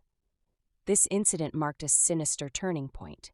He transformed into a stalker, relentlessly pursuing her, even after she changed apartments. Every attempt to involve the police was thwarted as he invoked his grieving mother, asserting that he was all she had left. He escalated the situation by threatening to end his own life if she refused to reconcile. The shadows of his emotional manipulation and persistent presence continued to haunt her. In the current moment, Hyejin, her eyes welling up with tears, pours out the details to Saeksi and Yeonhee. Overwhelmed with fear and a heavy sense of responsibility, she can't help but question what her next steps should be. In the midst of her emotional turmoil, Yeonhee steps in, wrapping Hyejin in a comforting hug. With a reassuring tone, she emphasizes that none of the chaos unfolding is Hyejin's fault. Meanwhile, Saeksi, keen on offering his support, chimes in, assuring Hyejin that she isn't to blame. In fact, he unveils a surprising revelation. Junhyung initiated the breakup, opting to pursue another relationship only to later regret his decision within a matter of days. Saeksi makes it clear that there's no justification for Hyejin to bear the weight of the blame. With empathy in his voice, he questions why she should consider taking back someone who has shifted blame onto her. Encouraging her not to succumb to the guilt trip tactics, Saeksi advises Hyejin not to let her heart waver for someone who manipulates her emotions. Displaying unwavering support, he assures her that, along with Yeonhee, they are there to assist her in navigating through this challenging time. Urgently, he requests a promise from Hyejin that she summons the courage to call the police. Later, Yeonhee curiously asks Hyejin why she kept her relationship under wraps for so long, expressing genuine concern as she had no idea of the emotional stress her friend was enduring. Yeonhee had even assumed that Hyejin and Junhyung shared a strong bond. In response, Hyejin confides that she too was oblivious to the toxicity of her relationship. She had been so infatuated with her ex that, despite well-meaning advice from friends to break up, she found herself unable to let go. Hyejin admits that she was aware a breakup was necessary, but the fear of being labeled a doormat and a loser who couldn't sever ties with her boyfriend paralyzed her from sharing her struggles. Eventually, Hyejin takes a bold step by filing charges against her ex-boyfriend for stalking. The subsequent investigation kicks off swiftly, aided by a series of security camera footage and recorded conversations that solidify her case. Encouragingly, the tide turns in Hyejin's favor. The most unexpected and gratifying moment unfolds when Junyoung's supposedly deceased father appears at the police station to personally apologize to Hyejin. With the stalking incident now under control, Hyejin and Yeonhee anticipate a return to normalcy in their lives. However, just as they begin to breathe a sigh of relief, a new obstacle unexpectedly emerges. Hyejin's world takes an unexpected turn when she stumbles upon the secret contract relationship between Yeonhee and Saeksi. With a mischievous glint in her eyes, she casually spills the details of the agreement, hinting that she's done her homework and read the fine print. The mention of a hefty 4 years' worth of tuition for any contract breach leaves her playfully teasing Yeonhee about her unsuspected wealth. Before Yeonhee can muster an explanation, Saeksi materializes behind her, visibly surprised at the revelation. Hyejin, seizing the moment, casually refers to him as Yeonhee's contract boyfriend. Saeksi, slightly flustered, grabs Yeonhee's hand, urging her to clarify the situation. However, Hyejin throws a curveball by questioning the authenticity of their intimacy and the motives behind their contractual entanglement. Caught off guard, Yeonhee and Saeksi plead for secrecy, but Hyejin, with a mischievous grin, offers to become their accomplice. She insists that it's payback time, citing the duo as the most honest people in their major, who, ironically, are now engaged in a grand deception. Hyejin declares her intention to help, claiming it would be not only out of gratitude but also because she senses there must be a compelling reason behind their ruse. And, of course, it sounds like a fun challenge. Setting her conditions for silence, Hyejin asserts that they can't decline her assistance. Yeonhee, grappling with the embarrassing truth behind the contract's origin, vows to keep the real story under wraps. Curious, Saeksi probes for details on how Hyejin plans to assist, insisting they're self-sufficient. Unfazed, Hyejin counters that, judging by their supposed love-at-first-sight tale, they could use a helping hand, especially given the apparent awkwardness that clouds their interactions. With Yeonhee nervously fidgeting and Saeksi visibly sweating, he decides to break the ice by reaching for her hand. Despite his attempt to prove their ease with each other, Yeonhee awkwardly rebuffs his gesture, confirming Hyejin's suspicions that they could use some assistance in the romance department. The scene transitions to them trapped in an escape room, where Yeonhee nonchalantly remarks that enduring this ordeal might just be worth it if it keeps Hyejin off their backs. As Saeksi rummages through the escape room, he casually asks Yeonhee to pass him a flashlight, taking the opportunity to question her earlier nervousness. Stretching his hand for the flashlight, he wonders aloud why she was so on edge when they've held hands and shared kisses before. Yeonhee, admitting to being taken aback, confesses that she's simply not accustomed to such gestures. She acknowledges Hyejin's insight about the bonding power of shared escape room experiences, emphasizing the need for them to appear closer, or at least give off that impression. Mid-conversation, Saeksi's gaze intensifies, causing Yeonhee to once again feel a wave of nervousness. Puzzled by his stare, she questions his intent, and he responds with a concern about her neck. Expressing gratitude for the night's incident, Yeonhee acknowledges that, if not for their phone conversation, she would have found herself in a tight spot. She praises Saeksi's superhero-like actions, recalling how he ran towards her shouting, "Nuna," portraying an image that was both cool and reassuring. When he instructed her to stay back, she admits to feeling scared, but she commends his manly and tough demeanor, realizing he's more resilient than she initially thought. In a flash, he bolts up, ignoring her words entirely. Flustered and sporting a reddened face, he hastens to clarify that his actions weren't some attempt at showcasing masculinity or playing the hero. He was simply angry. Amidst his explanation, Yeonhee's eyes catch sight of an unlocked cabinet, and curiosity getting the better of her, she swings it open. What she finds inside leaves her stunned, and she collapses to the ground in disbelief. There lies a hand, seemingly real, as though severed from someone. Saeksi, quick on his feet, reassures her that it's just a prop upon closer inspection. Despite his attempts to calm her nerves, she steadfastly refuses to examine it further, urging a swift conclusion to their business in this unsettling place.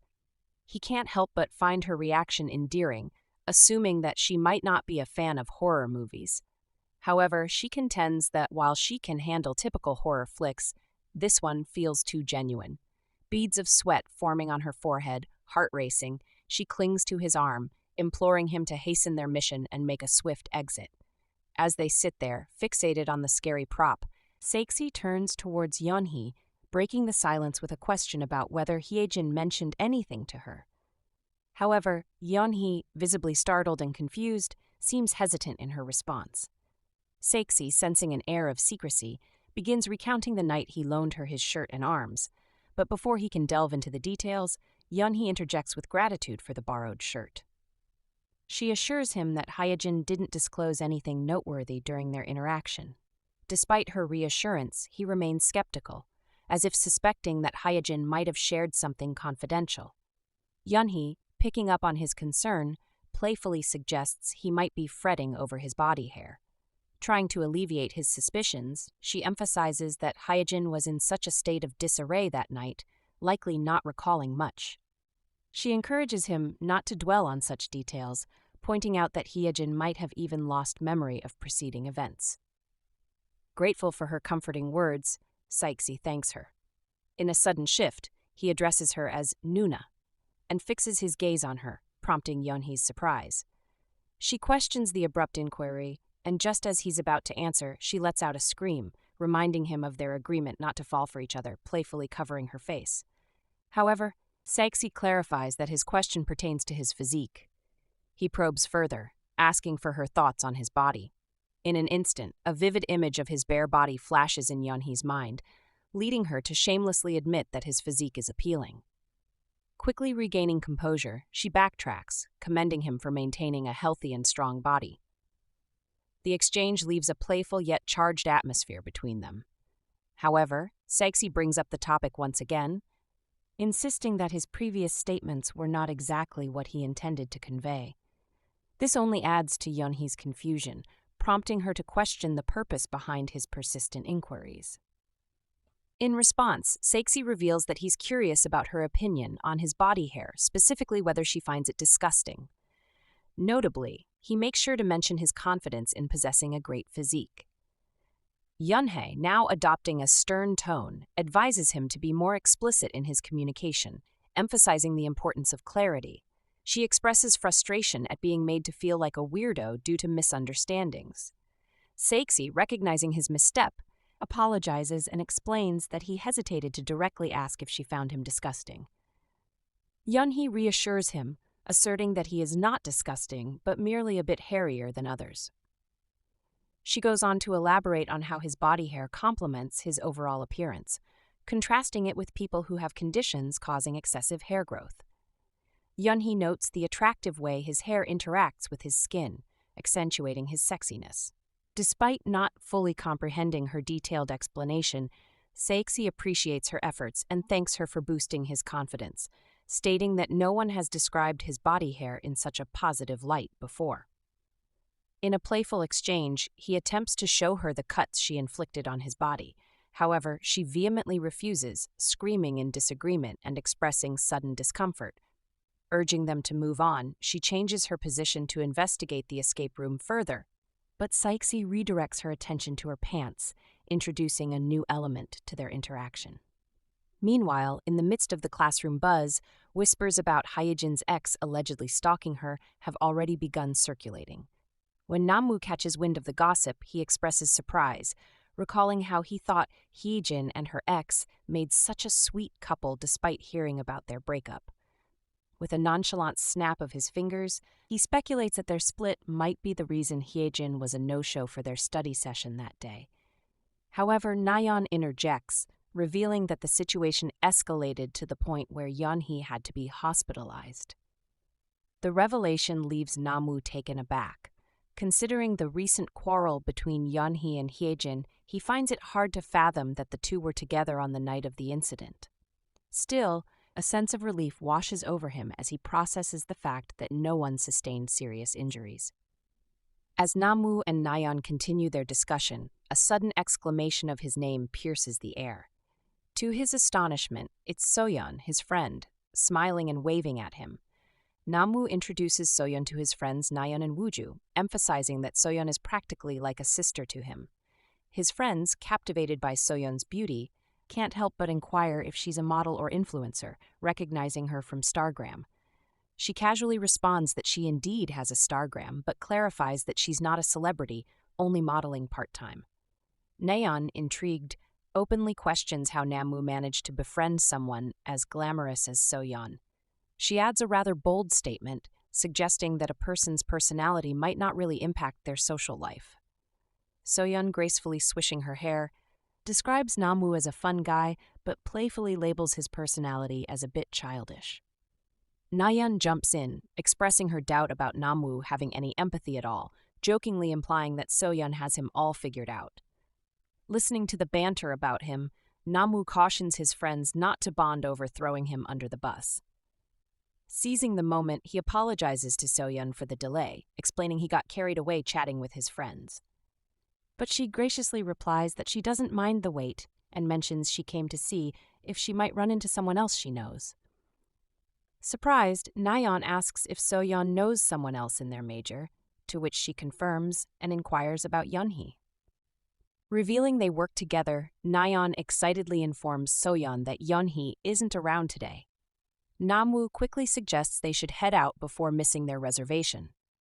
Just as they're about to leave, Nayeon asks Namu if he'll join them for a drink this week, promising to ensure Yeonhee and her boyfriend join as well. Namu, sounding a bit skeptical, contemplates the idea. Soyeon, attempting to convince him, highlights that it sounds like a fun gathering with all his friends. However, Nayeon extends the invitation to Soyeon too, sensing her interest, and despite her initial intentions, Soyeon declines, explaining she's never gone drinking with a group of friends. Nayeon persists, assuring her it's a casual get-together, and encourages her to join, emphasizing that being in their major is not a requirement. Meanwhile, Yeonhee and Saeksi emerge from the escape room, adopting a somewhat awkward step, attempting to conceal the state of Yeonhee's pants. She queries him about the viability of their chosen walking posture, and he responds, acknowledging the difficulty in moving, but noting that it at least conceals the conspicuous spot. Yet her primary concern revolves around the possibility of staining his clothes. Inwardly, she contemplates feeling unwell, oblivious to the imminent arrival of her period. Saeksi, in a reassuring tone, points out their proximity to the school and his house, assuring her that they are only a block away. He suggests holding on until they reach his place, where she can utilize his bathroom and borrow some clothes. Encouraged by this solution, Yanhi decides to quicken her pace, realizing they have just one more block to traverse before reaching their destination. As they continue their journey, a bicycle zips past them. In a protective move, Saeksi instinctively clasps Yeonhee in his arms, immediately inquiring about her well-being. He chuckles, his arms wrapped securely around her, expressing relief that she's unharmed after her impulsive dash. With genuine concern, he mentions the potential danger of her sudden move. Tightening his hold, he admits how genuinely glad he is that she's okay. Playfully, he suggests she should ease any nerves by envisioning him as a backpack, a protective shield against any uncertainties. He even teases about her being a great armrest, given her petite stature. Amused by the backpack analogy, she agrees, playfully promising to carry him home. Despite his pleas to curb her energetic movements due to his discomfort, she forges ahead with enthusiasm. The journey unfolds in a blend of teasing banter and genuine concern, leading them to his house in awkward silence. Once home, she apologizes for the earlier awkwardness, but Saeksi dismisses it nonchalantly. Instead, he encourages her to freshen up, offering to prepare a change of clothes and other essentials. He generously insists she take a shower if she desires, promising to provide a towel. Expressing gratitude, she inwardly reflects on the unexpected turn of events, finding herself back at his house, a place where memories had faded into a blackout. Lost in her thoughts, Saeksi subtly reminds her that the bathroom is to the right, suggesting it's time to get going. With a sudden jump, she heads in the indicated direction, promising a swift return. Internally, a feeling of queasiness lingers, and she reflects that today is simply not her day. Adding to the oddity, Saeksi isn't even her official boyfriend. Yet, here she is in some guy's place, borrowing his bathroom and clothes, all because of a period mishap. In a moment of honesty, she muses that, at this point, he has only witnessed her at her absolute worst. Vowing to tidy up as best she can, she begins expressing her intentions, only to realize she's more soaked than she initially thought. The realization strikes like a splash of cold water, prompting a change in plans. A shower is now in order. Amidst her bathroom endeavors, his voice pierces the air, calling out her name. The sudden interruption startles her, leading to a shaky moment. She manages to cling to an object just in time, averting a potential stumble to the ground. The bathroom echoes with her startled scream, and concerned, he inquires about her well-being from the other side of the door. Reassuringly, she insists she's fine, cautioning him against opening the door while downplaying the incident. Persistently concerned, he continues probing, questioning the authenticity of her well-being. Annoyed but curious, she turns the tables, asking if he needed something when he initially called her. His response reveals a common thought, contemplating ordering food. Seizing the opportunity, he extends the offer to share a meal and inquires about her preferences. Downplaying her own needs, she assures him there's nothing specific she desires, urging him not to worry about her. The bathroom saga unfolds in a blend of awkwardness, reassurance, and the promise of a shared meal, adding a touch of unexpected intimacy to their day. A short while later, she emerges from the bathroom, and Saeksi can't help but notice how surprisingly quick her shower was.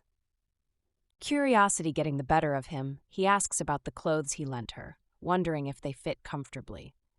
With a nod, she assures him they're a good fit, but confesses feeling like she's been a bit of an inconvenience throughout the day. Being the gentleman that he is, Saeksi dismisses her concerns with a reassuring smile, insisting it's no trouble at all. He continues to express genuine concern, checking if she's okay and suggesting she rest if her stomach is bothering her. Despite her insistence on heading home, he drops the bombshell that he's ordered food for two and hands her a cozy teddy, assuring her it's warm to hold on to.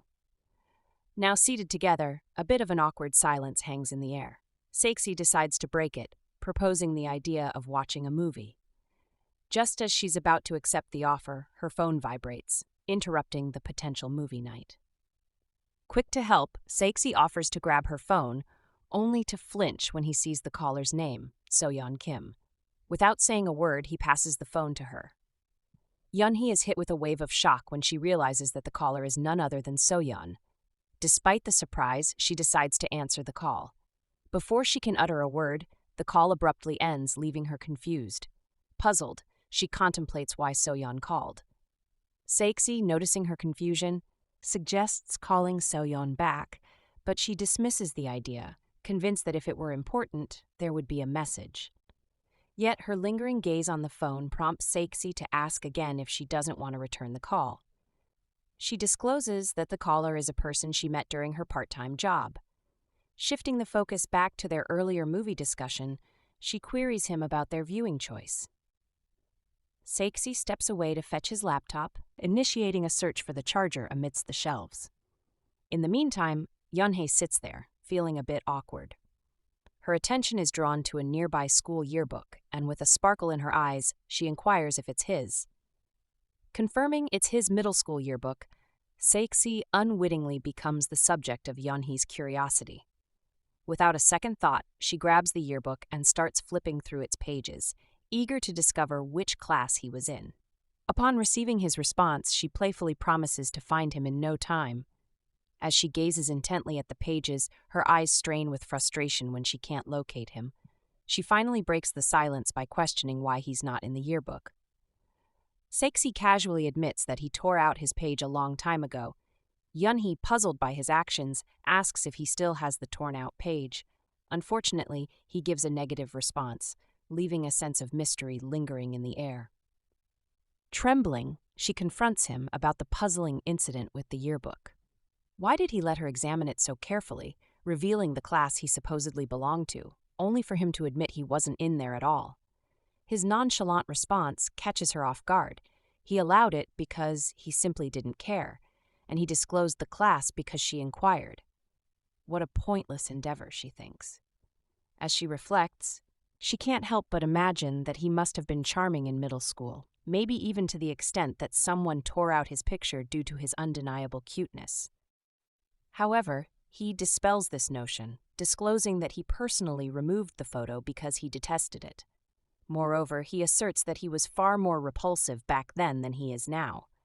In response, she dismissively drops the yearbook, impulsively approaching him. With an earnest expression, she questions if he has ever truly seen himself, expressing disbelief at his self-deprecating description. In a moment of vulnerability, Yeonhee grabs his face, insisting that what she sees is far from disgusting. Saeksi, interpreting this as a sign of their deepening connection since the escape room incident, offers a casual comment. However, this jolts her back to reality, prompting a quick apology as she tries to downplay the significance of their growing closeness. Undeterred, Saeksi steers the conversation in an unexpected direction, probing whether she has ever considered him her ideal type.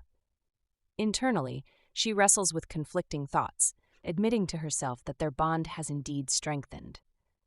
Refusing to show any vulnerability, she opts for a cool and nonchalant behavior, reminding herself not to let him see that he can affect her. But Saeksi persists with his inquiries, questioning if she ever feels nervous when they touch, prompting a defensive response about their contractual relationship. In a surprising turn, he ignores her warning and leans in, only to be met with a bold move. She seizes his face and plants a kiss on him, leaving a smirk on her face as she playfully asserts a preference for the extreme. Talking to herself, she chuckles and admits that she must have completely lost her mind, tossing the notion of being the more mature one out the window. Just as she contemplates her sanity, Saeksi grabs her attention, muttering about feeling something on his lips. It turns out she unintentionally injured him during their kiss. After a quick round of first aid to tend to his wounded lips, she returns to thoroughly examining the yearbook photos. The disbelief sets in as she gazes at the kid in the picture, none other than Saeksi. Intrigued, she questions why that specific photo survived, and Saeksi casually reveals that he didn't even realize he was in it. Yeonhee can't wrap her head around the fact that the person in the photograph is the same Saeksi sitting beside her. He drops the bombshell that he experienced a whopping 30 centimeters growth spurt in high school, transforming from a mere 157 centimeters to his current stature. This revelation sparks a playful round of teasing between them. As they banter, Saeksi shares that he's pretty sure that single photo is the sole surviving one of his high school days. Yeonhee remains skeptical, unable to fathom that he doesn't appear in any other pictures. Unable to contain her skepticism, she ventures to ask if it's because he was perpetually absent from school. In response, Saeksi reveals a more distressing truth. He wasn't in any group photos because he had no friends. He opens up about his introverted nature, being covered in body hair that he didn't know how to manage properly, and his general lack of appeal to other kids. Yeonhee, though, refuses to accept such a reason as valid grounds for exclusion. Saeksi elaborates that sometimes it's the unreasonable reasons that are the most discouraging.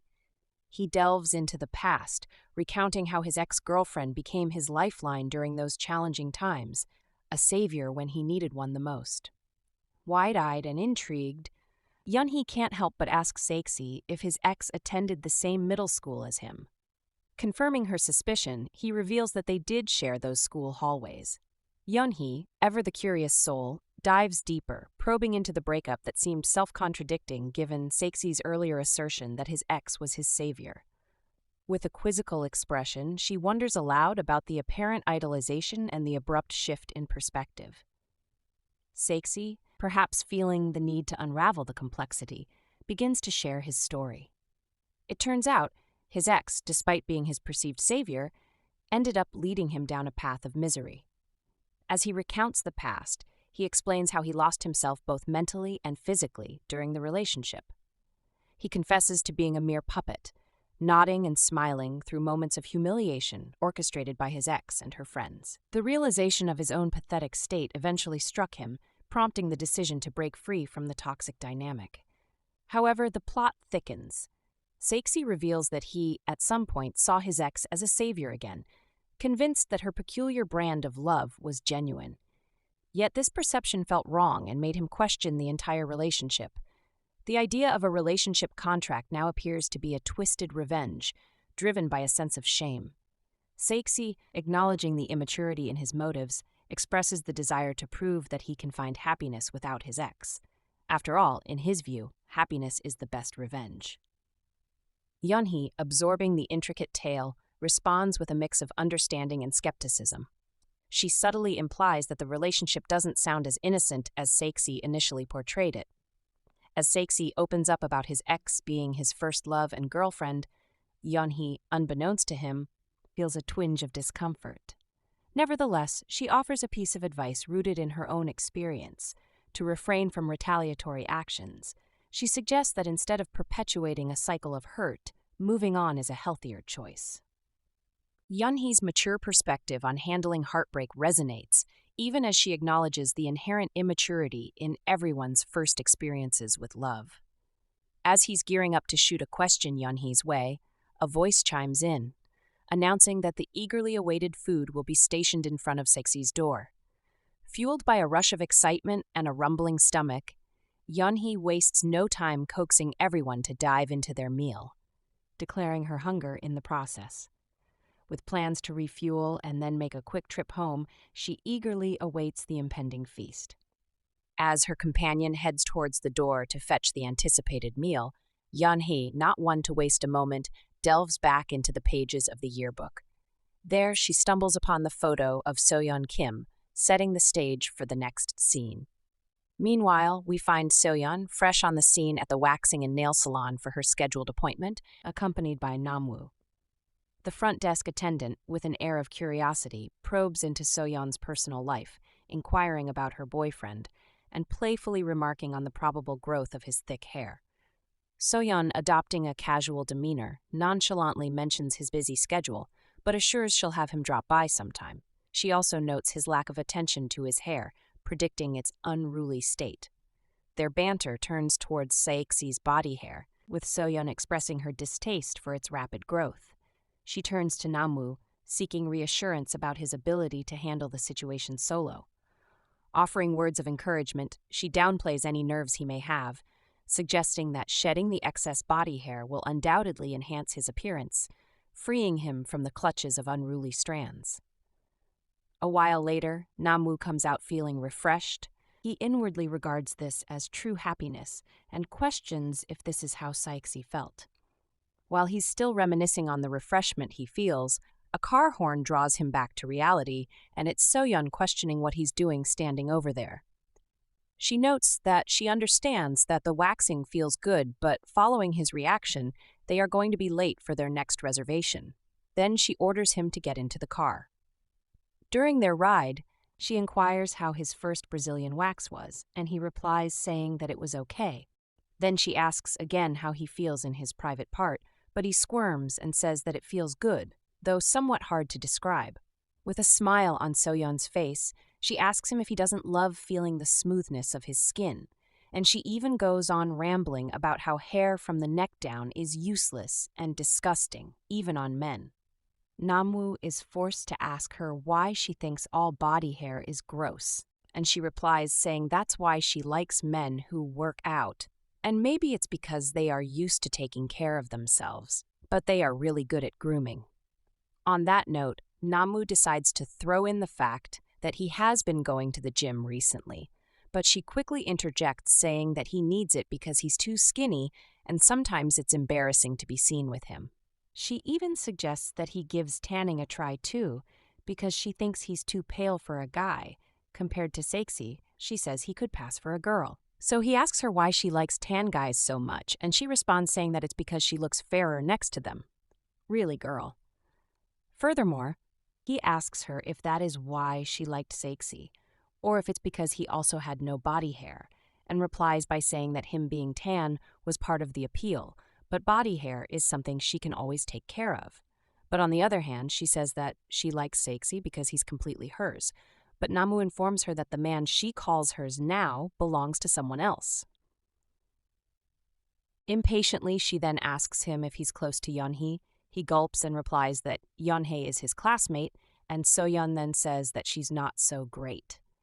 As if that is not enough, she begins inquiring if Yeonhee has big boobs, or if she's probably just good in bed, but Namwoo bursts out and asks her why she acts like this in front of him when she's so elegant and ladylike in front of everyone else, but she defensively says that this is who she is.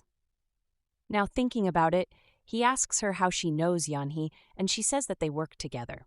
To him, it sounds more like an attempt to try and stalk Saeksi, so he asks her for confirmation, and just at that moment, the car screeches, causing lurching, and Namwoo holds on to his sit trembling in fear when Soyeon suddenly replies that she's not stalking her ex. With chills all over, she questions why she would have to stalk him.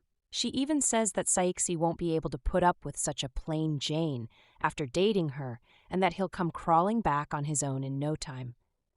Still clinging to the car handle, Namwoo asks her why then she's interfering with her ex's life at all, and she responds by saying that even if her dog wanders off, it's only right that she goes out and finds it because she wouldn't want it to feel lonely.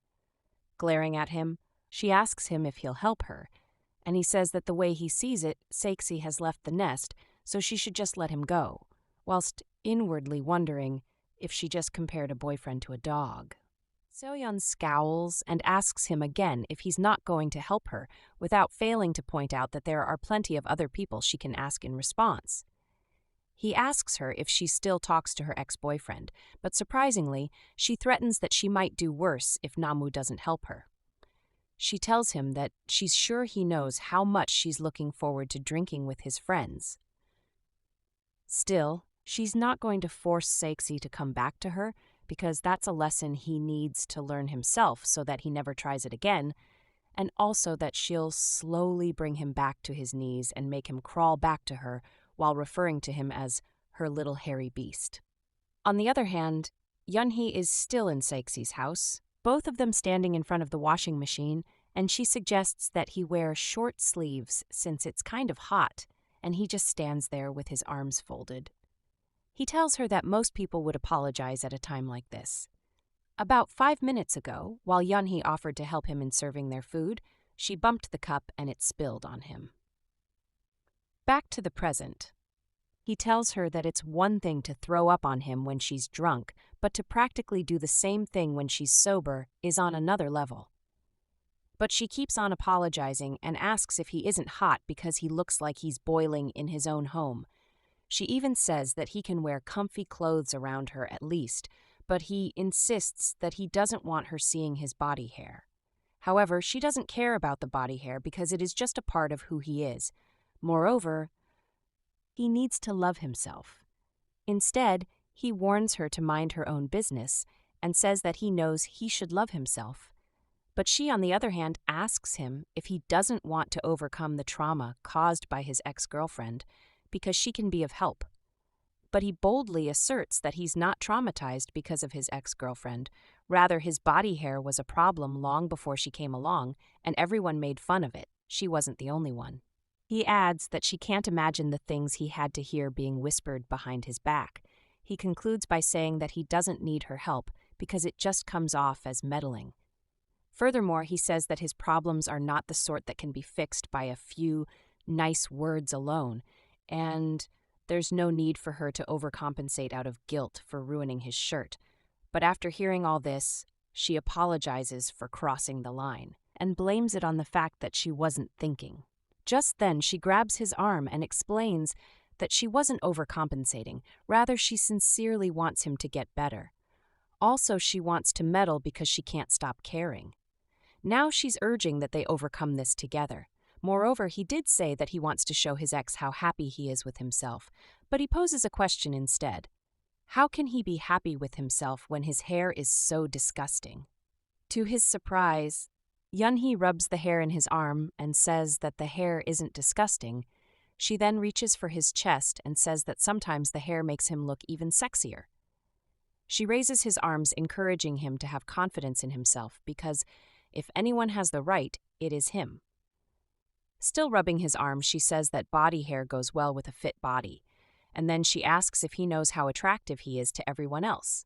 She even reveals that so many girls were disappointed after they heard that he had a girlfriend, and she always wondered why he would cover himself up on even the hottest of days.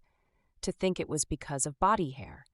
She adds that something like that isn't enough to make him unattractive, and he replies by saying that it only seems okay because he has been grooming it, but it is usually much worse. Still, she insists that it's sexy too. Besides, she would have body hair too if she didn't do the same, although she got it lasered off, so it doesn't necessarily grow anymore.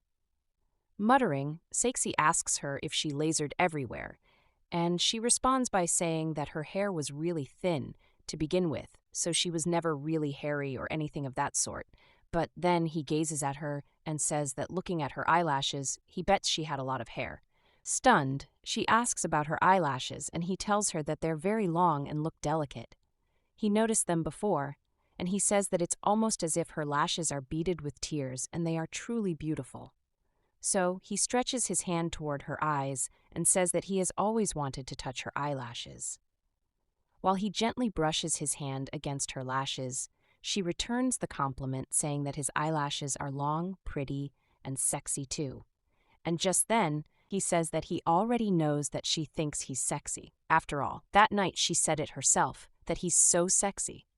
Filled with shock, she begins acting as though she doesn't know the night he is referring to. But soon after she slips, and he manages to get a hold of her before she reaches the ground. At that moment, due to the position they are currently in, an image from that night comes into play, and she inwardly wonders if it is a memory from that night. Every single detail flashes through her mind, and now she remembers vividly all that went down that night. Then suddenly she calls him a liar and says that they kissed on that night, so why then did he lie and say that nothing happened?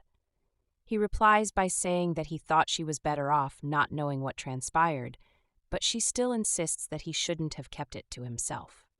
However, he asserts that telling her would have only made her feel awkward and it wouldn't have changed anything. Finally, she agrees to his reason and says that he's right because now she feels ashamed and awkward, so she has to go. So, she quickly picks up her bag and flees from his apartment while he tries to stop her, but all to no avail.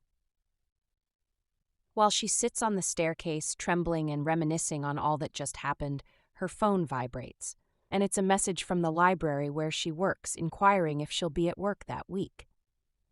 Just as she's about to reply to the message, another one comes in from Saeksi, saying that he has no regrets about that night, and that was the height of the embarrassment she was already feeling.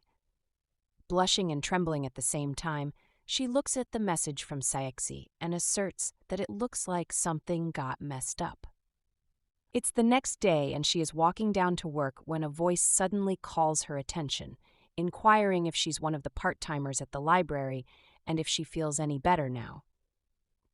She recalls that he's the guy she met at the elevator previously.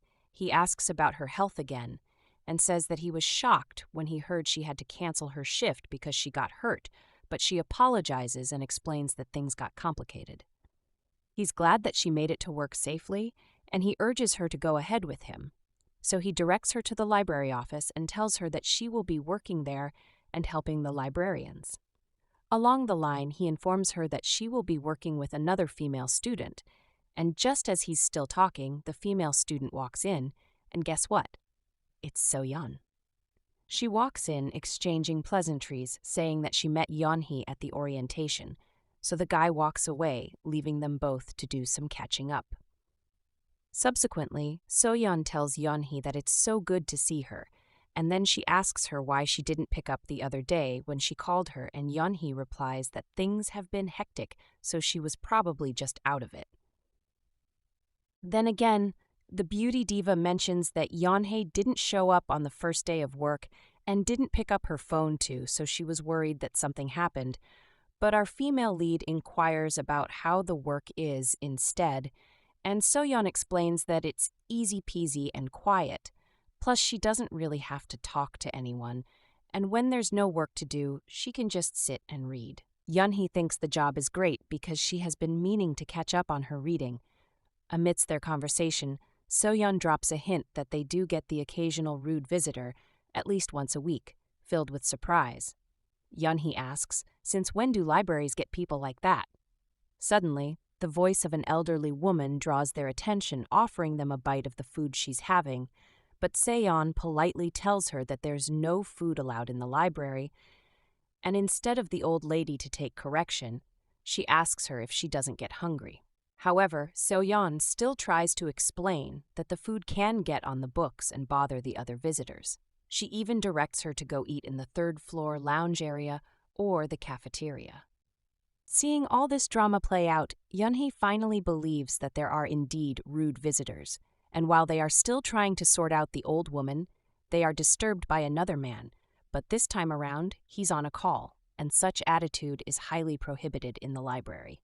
So, Yeonhee excuses the man and informs him that he can't have loud phone conversations in the library, but the man promises to speak quietly, and it'll only take a second.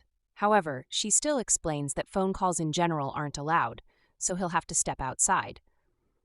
But just when the man finally agrees to head outside for his call, she overhears some other guys arguing and cursing at themselves over a seat, and then she mentions that it seems like all the rude ones Soyeon talked about came today. After they are done handling all the library visitors on their way out, Soyeon says that she has never had that many weirdos in the library before, and Yeonhee replies by saying that she might have jinxed it earlier. But Soyeon tries to dissolve that notion by telling her that working with her made the time go by faster, and she's so glad they are working together, and Yeonhee returns the gesture as they both walk down. As they continue their stroll, the guy Yeonhee met in the elevator previously takes steps toward them, and Soyeon immediately sees him and calls out his name Suhun. He asks if they are ready to leave work now, and they affirm and comment on the smell of the food he has in his hand. Suhun explains that he finished work early and asks them if they would like to have some of the walnut cakes he has, while referring to Yeonhee as Yeonha, but she corrects him concerning the mistaken name. After that, he apologizes for getting her name mixed up with his 6-year-old niece's name, and Yeonhee waves it off, saying that anyone could make that mistake. He, on the other hand, feels embarrassed because he claims to be good with names, yet he mixed this one up and he mentions that the handkerchief he gave to her before is also from his niece. She ponders, trying to recall the handkerchief he is talking about, and they continue to discuss it for a while, leaving Soyeon lost in their conversation. Just as their conversation begins to escalate, Soyeon cuts in saying that they both know each other well, but the walnut cakes are getting cold. She sure has her mind on the cakes. Soyeon takes out some and helps her new friend and colleague Yeonhee by putting some of the cakes in her mouth. While they share such a sweet gesture, Suhun expresses happiness that they like the cake and announces his departure. After he has left, Soyeon asks Yeonhee if Suhun is her type, and when she queries the reason behind the question, Soyeon says that it's because her face is all red, and she was wondering if he's the sort of guy that she's into. Hearing that her face is all red, she inwardly remarks that she didn't feel it heating up at all, while Soyeon still probes further, trying to inquire if Suhun is her type. But Yeonhee responds by saying that she already has a boyfriend, so she doesn't know what she's talking about. However, Soyeon advises that she should learn to control her expressions better because she's like an open book. Yeonhee inwardly says that it feels like Soyeon is twisting her words, and she says that if her face is red, it's because she's feeling a little flustered by the current situation. Then, Soyeon mentions that she thinks that Suhun is interested in Yeonhee, and then she asks her how she manages to attract so many guys and if she's the type that guys are into. Hearing this, Yeonhee is surprised to learn that Suhun acts differently with her, and Soyeon asks her if he knows that she's dating someone, but she affirms negative while she stretches her hand to reach the cakes being passed to her. Subsequently, Soyeon says that Yeonhee doesn't show off the fact that she's dating, like using any cute profile picture on her social media or posting about any special dates. And then she asks if they don't want to be obvious about their relationship. But just as she's about to respond, Soyeon poses another question. Does she not really like Saeksi? Following this question, she continuously says that she likes him, of course. Why else would she be dating him, right? While blushing, she says that she and Saeksi are very happy together, but Soyeon's still skeptical, says that Yeonhee doesn't just use social media that much, and as if that is not enough, she asks her again if she and her boyfriend at least have pet names for each other. But Yeonhee innocently reveals that they have none, and he just calls her Nuna while she calls him by his name. Soyeon still insists that pet names would be so cute and sweet. And then she reveals that her boyfriend calls her Yanhi, which sounds like a lie. She mentions that it does sound like Yeonhee's name, and that's why she's reminded of him whenever someone says Yeonhee's name. It doesn't end there. She says that her boyfriend probably thinks of her whenever he hears Yeonhee's name. At this point, I think she's just trying to spite the innocent-minded Yeonhee. After a very awkward laughter and silence, Yeonhee says that she better go now because she has a date with her boyfriend today, and then Soyeon asks her if she means with Saeksi and if the date is going to be somewhere near, but she replies saying it's someplace a bit further and she has to go now.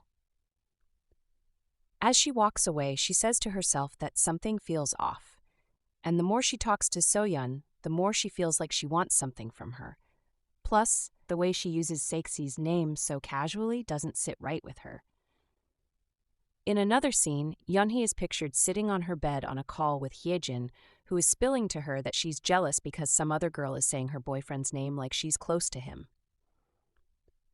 Their conversation shifts to Soyeon's beauty, and in the middle of that, Hyejin asks Yeonhee if she wants her to pick out her profile picture because she said she was worried about not having a proper profile pic earlier. But before she knows it, Hyejin has already set the picture and urges her to take a look at it, and at the sight of it, Yeonhee flinches and asks her how she has had the picture. She, on the other end, explains that she screenshotted it when it came up on her feed, but Yeonhee tells her that Namwoo is the one who posted the picture then without her permission. But after a while, she pauses and stares further and asks Hyejin if this is really what she looks like. And Hyejin tries to elevate her mood by telling her that she shouldn't lose her confidence while dating. Right after that, she mentions that she's curious about what Saeksi thinks of her.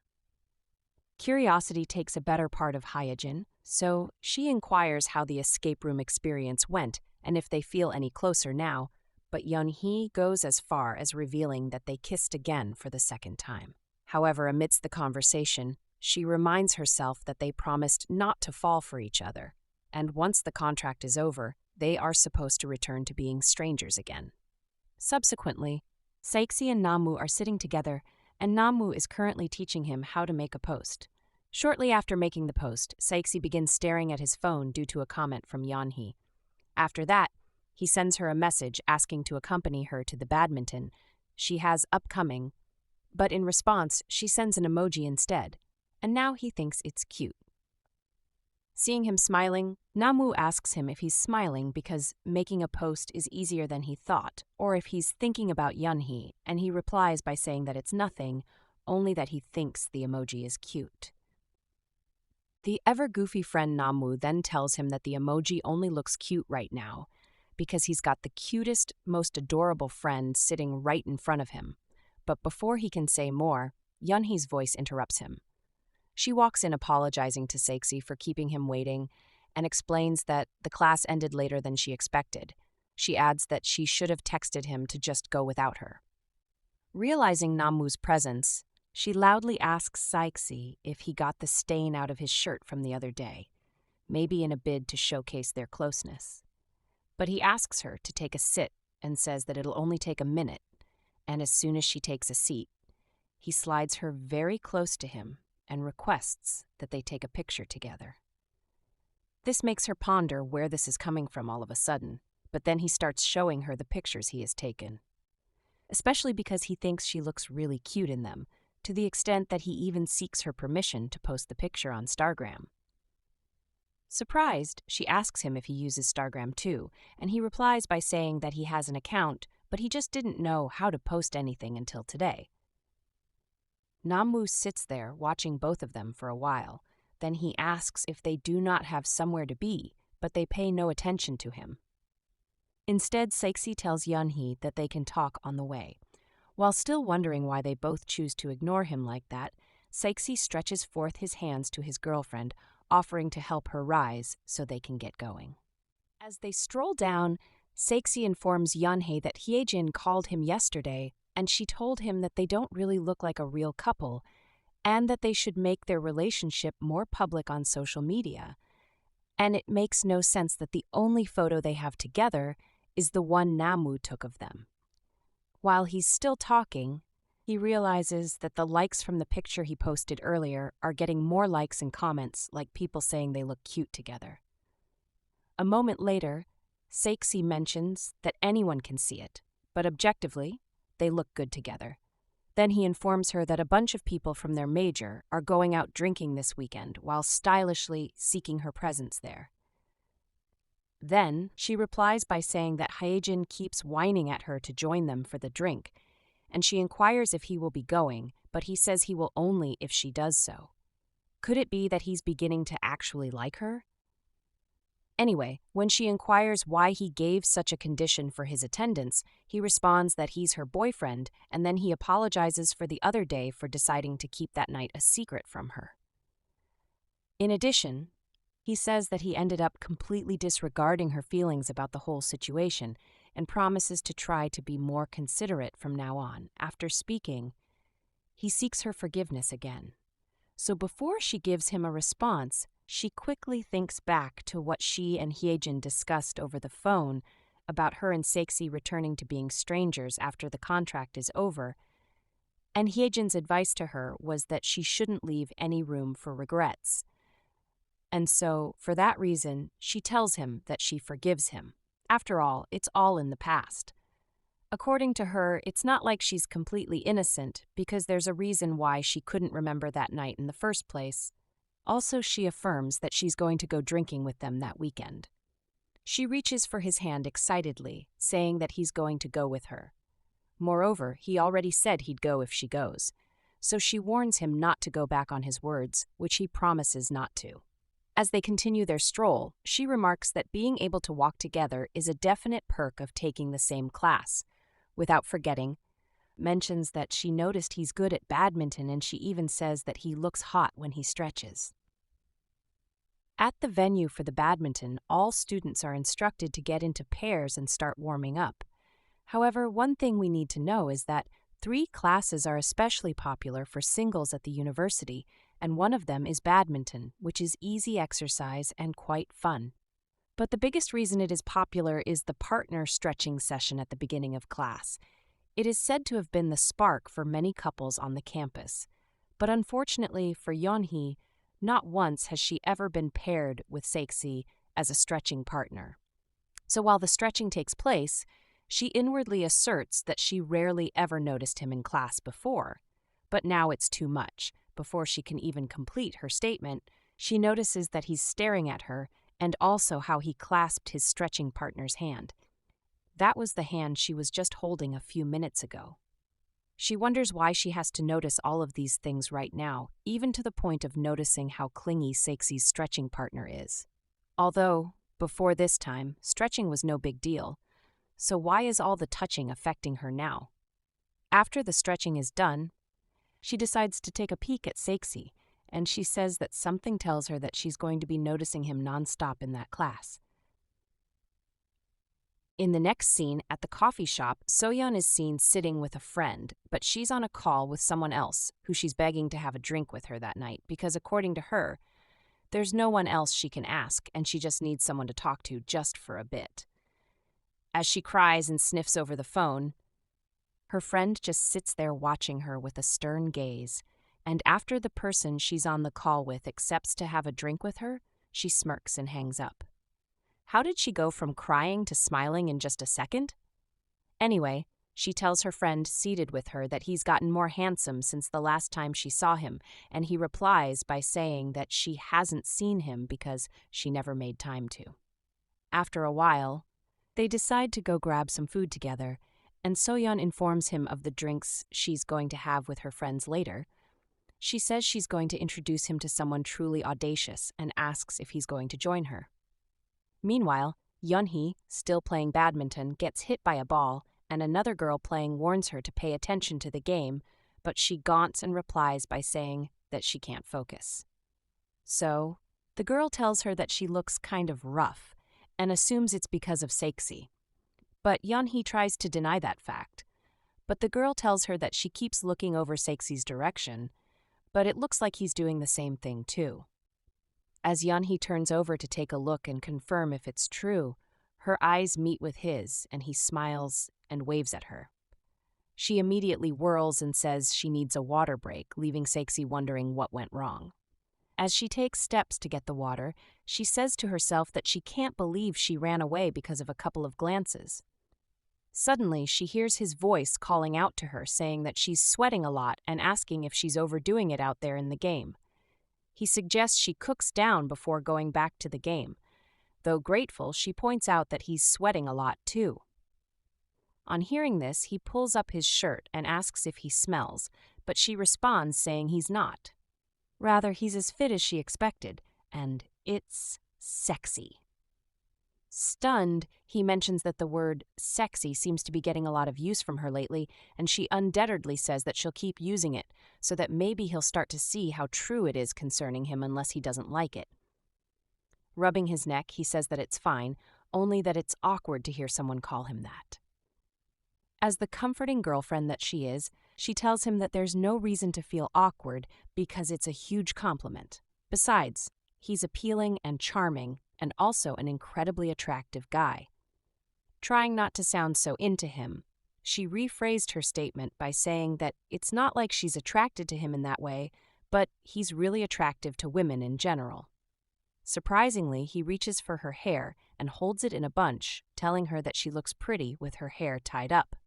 She's filled with shock considering that came abruptly, but all he wanted to do was give her a huge compliment too.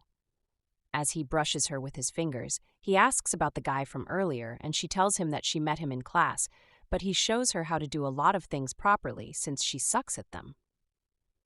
Then, Saeksi tries to inquire if the guy doesn't make her feel uncomfortable, but she affirms negatively and says that sometimes the guy is a little too nice. So, he squeezes his arms and leans towards her and tells her that he'll help her. So in that way, she won't need anyone else, reason being that he's her boyfriend, and he'll be a better teacher than the guy since he knows her better. Then, he asks if she wants to have private lessons with him. She accepts his offer and informs him of upcoming evaluations, which means that she could use his help, and to think that she was even considering asking Haejin to practice with her. This just comes off as the perfect timing. So he proposes a meeting for the next night for their private lesson, and she asks if he's going to wear long sleeves during the lesson too, and he gives a positive response. She then tells him that she was hoping he wouldn't wear long sleeves. How else is she supposed to see his muscles? Wowed, He says that he's starting to think she's not as old-fashioned as people think she is, but their conversation is abruptly interrupted by Yeonhee's stretching partner, who walks in telling her that he has been looking for her. He even bumps Saeksi and walks past him, heading toward her, and he says that he figured she looked pretty good out on the court, so he asks what she's doing after class. He offers a few more rounds of the game and a drink after that if she's free. He even adds helping her with her form since their evaluations are just around the corner. However, she declines and says she can practice by herself. Plus, she needs to get back home early today, and she has much homework to do. But he insists and reaches for her hand.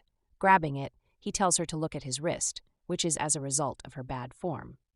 Seeing all this, Saeksi quickly takes his girlfriend's hand and begins talking about getting dinner practice and homework, which was never in their plan. He even expresses excitement over the supposed date, and even though Yanhi seems confused as to what is happening, she still reciprocates the feeling of excitement too. Surprised about the fact that she has a boyfriend, her stretching partner starts fidgeting. Then he says that she and her boyfriend hardly ever talked to each other in class, so he had no idea that they were dating, and now he's disappointed because she was acting like she is single. Furiously, Saeksi tries to confront him about the statement he just made, but he notices it and hurriedly excuses himself to the bathroom. As he sweats and flees, Saeksi glares at him sternly, causing Yanhi to laugh and mention that he almost feels like a real boyfriend now. But what bothers him is that she said no to that guy, yet he wasn't backing off. Still surprised, he asks if she has to deal with this kind of stuff regularly, and she replies by saying that sometimes there's always one or two guys who just don't back off easily. Then she laughs and thanks him for helping her, because the guy was getting on her nerves. About what he said earlier, she is forced to ask him if they are really hanging out in the night, and both of them get engrossed in each other's gaze until they are suddenly interrupted by an incoming call on Yeonhee's phone. As she takes the call, it's the voice of someone crying and asking to see her tonight, which is most likely Soan from what we've seen so far. So after the call, Saeksi inquires her what the problem is, and she informs him that her friend from the library is having a bad day. One would think they are close considering how she was quick to call Yeonhee for help, but she explains that they aren't close, however, they'll keep working together, and she wants to go drinking. She then seeks his permission to accompany her for the drink, while promising that they won't drink that much, and it will only be just the two of them as girls. Surprised, he asks her why she needs his permission, and tells her to do what she wants, because he can't stop her. Then she explains that her ex was sensitive about things like this, so that's why she thought it right to ask him first. He says that it's understandable, but still, they are not a real couple. He turns around and takes steps out of the scene while bidding her farewell. Standing there contemplating to herself, she says that she could swear that the mood was going kind of well until he gave that response. After all, it's not like he's her real boyfriend, right? Though she still questions why would ask for his permission when she thought she fixed that attitude after she broke up with her ex. She snaps out of her thoughts and asks herself, if Saeksi is a fake boyfriend, doesn't it make sense to be more careful and get permission? What if she hadn't told him, and it ended up becoming a problem later? Now she congratulates herself for doing well by telling him, because the more contractual the relationship, the better it is to inform your partner about your daily life, and that's how to avoid future problems. While she's still enjoying her moment to herself, Suhun calls her attention, asking if she's there waiting for someone. With a sense of awkwardness, she replies by saying that she's meeting with Soan tonight, and he reveals that he's meeting with her too, and asks if she can help him call Soan because his call with her got disconnected. As Yanhi takes out her phone to call her, she inwardly remarks that something feels off about this whole meeting, yet she continues with the call, but at this point, Soan is not reachable anymore. Yeonhee now strongly feels weird, almost like this is all a trick and maybe she shouldn't have come. While they stand there trying to reach Soan, Suhun suggests they go inside and wait for her to come, and then she suddenly receives a message from Soyeon telling them to go grab a table. At this point, it all sounds fishy to Yeonhee because how can Soyeon not be able to pick up her phone but can send a text? Even so, she informs Suhun of what the message entails and they both walk into the restaurant. Sitting awkwardly with nothing to talk about, she inwardly says that she can't think of a single thing to say to him, and now she feels like she's suffocating because of the awkward silence they are faced with. Now, regretting the idea, she says she should have stayed and played badminton with Saeksi and had their private lesson. A moment later, he calls her name and asks if she thinks that something might have happened to Soyeon, but they remain hopeful that it isn't the case. Subsequently, they decide to go ahead and order something to eat, and he suggests they start with some beer, which she later agrees to and places the order. Suhun, on the other hand, is finding it hard to keep the conversation going and is now feeling suffocated by the awkwardness, but Yeonhee decides to give it a try by asking some questions. Then she starts by asking if he has a girlfriend, and he responds that they broke up the day before, so she nervously says that people date and break up all the time, and then she says that she only asked because she wanted to get some advice about relationships. So, she asks him how he would feel if the girl he likes said she was going out for drinks at night, and he responds by saying that he'd definitely be worried because going out at night is dangerous, as it is already, so if there's alcohol involved, he'd be even more worried. She continues to bombard him with several other questions, but he urges her to slow down as he begins answering them. Then, he says that one thing he knows for sure is that no guy can lie and give empty compliments forever, and the guy in question probably told her that she's pretty because he truly does find her attractive. Due to the nature of her questions, Suhun asks her if she likes the guy, and she swiftly grabs her beer, gulps it down before answering that she likes the guy but doesn't know how he feels. Though she wonders why she suddenly feels like telling Suhun everything even though she doesn't know if she can trust him. Meanwhile, at Saeksi's house, he's just laying on the bed staring into thin air, checking his phone, wondering why she hasn't texted him despite the fact that it's late now. He even goes as far as thinking if she was kidnapped, weighing the options of being drunken by the roadside, being kidnapped, and being hospitalized. He decided to cut the chase and call her, and almost immediately a message comes in saying that his girlfriend is cheating on him and questioning why he would be dating someone like her. As he scrolls through the message, it dawns on him. Surprise, surprise. It's none other than Soyeon, proving once again that she's as predictable as daylight. And if receiving the message wasn't enough, she hits him up with a call, demanding to know if he laid eyes on the photo she just sent. Classic Soyeon move. To add to the theatrics, she confidently asserts that she's the sole individual on this planet who truly comprehends him, as if she'd etched it in the stars. But instead of playing along with her mind games, Saeksi sternly warns her to cut it out with her shenanigans. However, in true Soyeon fashion, she doesn't just stop there. She unveils that Yeonhee's recent approach to him was nothing more than a result of some elaborate fiction she concocted herself. Meanwhile, Yeonhee and Suhun are still unwinding with their beers when he casually mentions that she seems like she hasn't really had anyone to share her thoughts with regarding the barrage of questions she tossed his way.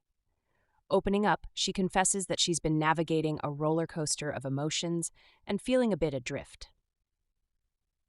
Taking a thoughtful sip, Suhun suggests the bold move of expressing her feelings to the guy she's into.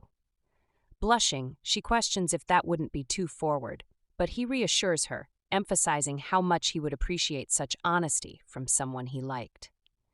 He poses the rhetorical question, how could a guy ignore someone as straightforward and sincere as her? Revealing a personal connection, Suhun admits even his own heart raced when she candidly declared her interest earlier. Yet, she downplays it, insisting it was just a vent and nothing more. She acknowledges the challenge of confessing feelings, given the reputation she's carefully built over the past 4 years. Returning to the realization that Soyeon has yet to make an appearance, they decide to grant her a few more minutes before calling it a night. Suhun, ever the gracious host, extends another glass of beer to Yeonhee, an offer she accepts without hesitation. As the second glass takes effect, Yeonhee starts to chatter, a little tipsy, joking that any more drinks might send her into the realm of real drunkenness. With the acknowledgement that they might have indulged a bit too much and Soyeon is still a no-show, they decide it's time to make their exit. Just as Yanhi musters the energy to head to the bathroom, she accidentally collides with another girl. Swiftly apologizing, the encounter takes an unexpected turn when the girl starts yelling, making it clear that a mere apology won't cut it. Then, out of the blue, Yeonhee extends an olive branch, offering to foot the bill for the dry cleaning of the girl's shirt. However, instead of accepting the gesture, the girl unexpectedly snatches a handful of Yeonhee's hair, claiming that this altercation is precisely what she needed to vent her frustrations. Suhun, visibly disturbed by the escalating situation, hurriedly rises from his seat in an attempt to diffuse the tension. Yet, the girl sharply rebukes him, insisting he stay out of the impending showdown unless he wants her to summon her own backup. Undeterred, Yeonhee persists, attempting to clarify that she's willing to cover the cost of the dry cleaning. Before she can finish her sentence, though, the girl tightens her grip on Yeonhee's hair, intensifying the spectacle within the confines of the restaurant. Insisting that Yeonhee either buys her a new shirt or surrenders the one she's wearing, the argument reaches a fever pitch. Amidst the chaos, a mysterious figure intervenes, stepping forward and handing the girl the money she demanded. With an air of authority, he declares that he needs to speak with Yeonhee. She's dead set against taking the money, insisting that she's well acquainted with the neighborhood big shot. Curious, he presses her on what she does want, and with an air of defiance, she shoots back, making it clear that if he's not on Yeonhee's side, he should quit the act and hit the road. In response, he grabs a bottle and with a not-so-subtle smirk suggests that maybe her price tag is lower than he thought, or perhaps she's just having a rough day. Things take a sudden turn as he shatters the bottle on the floor, urging the feisty girl to cool down and open up about whatever's bothering her.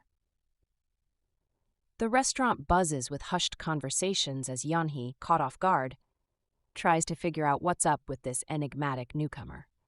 After the bottle-breaking drama, he instructs the girl to accept the money as compensation. She, now on her knees and visibly shaken, reluctantly complies. Leaning in, he whispers something in her ear, prompting her to hastily flee the scene. The whole incident leaves Yeonhee and the onlookers baffled, wondering just who this new person is and what kind of storm he's brought into their midst. So, Yeonhee shoots the guy a puzzled look and straight up asks him who he is and what the heck he wants with her. His response? He coolly declares himself as Jungkook Woo, dropping the bomb that Soyeon sent him. Talk about a plot twist. Yeonhee's eyes widen in surprise and she fires another round of questions, this time about Soyeon's well-being. Mr. Woo, however, calmly suggests she check in with Soyeon later, all the while sneakily glancing at her almost empty table and inquiring if she's wrapped up her drinking session. Meanwhile, poor Suhun is in full-on damage control mode at the receptionist's desk, practically begging and apologizing for any inconvenience caused and throwing money into the mix to smooth things over. As Yeonhee sits there, contemplating the fact that the alcohol she downed seems to be hanging on longer than expected, Mr. Woo mentions that Suhun looks perfectly fine, but she appears to be the one on a tipsy adventure. With an offer to escort her home, she politely declines. Just as the situation seems to be simmering down, Suhun swoops in like a protective knight, blocking Mr. Woo and asserting that he'll be the one to take Yeonhee home. But hold on, Mr. Woo isn't backing down that easily, and he starts hinting that Suhun, in his current drunken state, might not be the most reliable guardian. Adding fuel to the fire, he suggests that if anything were to happen to Yeonhee, it'd just complicate matters for him. The tension builds, threatening to erupt into a full-blown confrontation. In a deft move, Yeonhee steps in, asserting that she's not as drunk as she may seem, and Suhun is definitely not the sketchy type. Crisis averted, right? Not quite.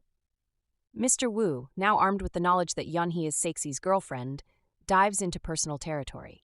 he throws the question of why she's dating Saeksi into the mix. Yanhi, not one to shy away, confidently declares that it's because she likes him. With a quizzical expression, she fires back, asking how Mr. Woo knows her boyfriend in the first place.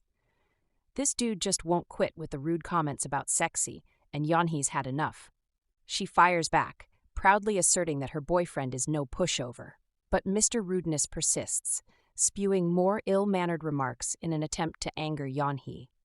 Undeterred, she stands her ground, yelling back and fiercely defending her man. She's left wondering why this guy has to hit her where it hurts with his nasty comments.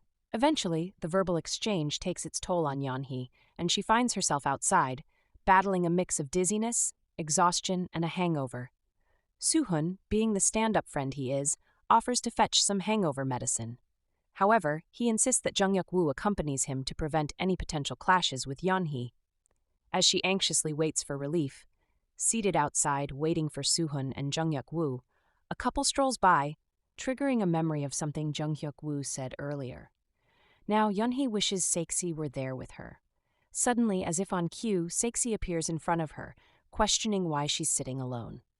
This story is getting more and more exciting. Want to see the next part? Comment Saeksi below. Also, don't forget to like, share, and subscribe. Until next time, ciao.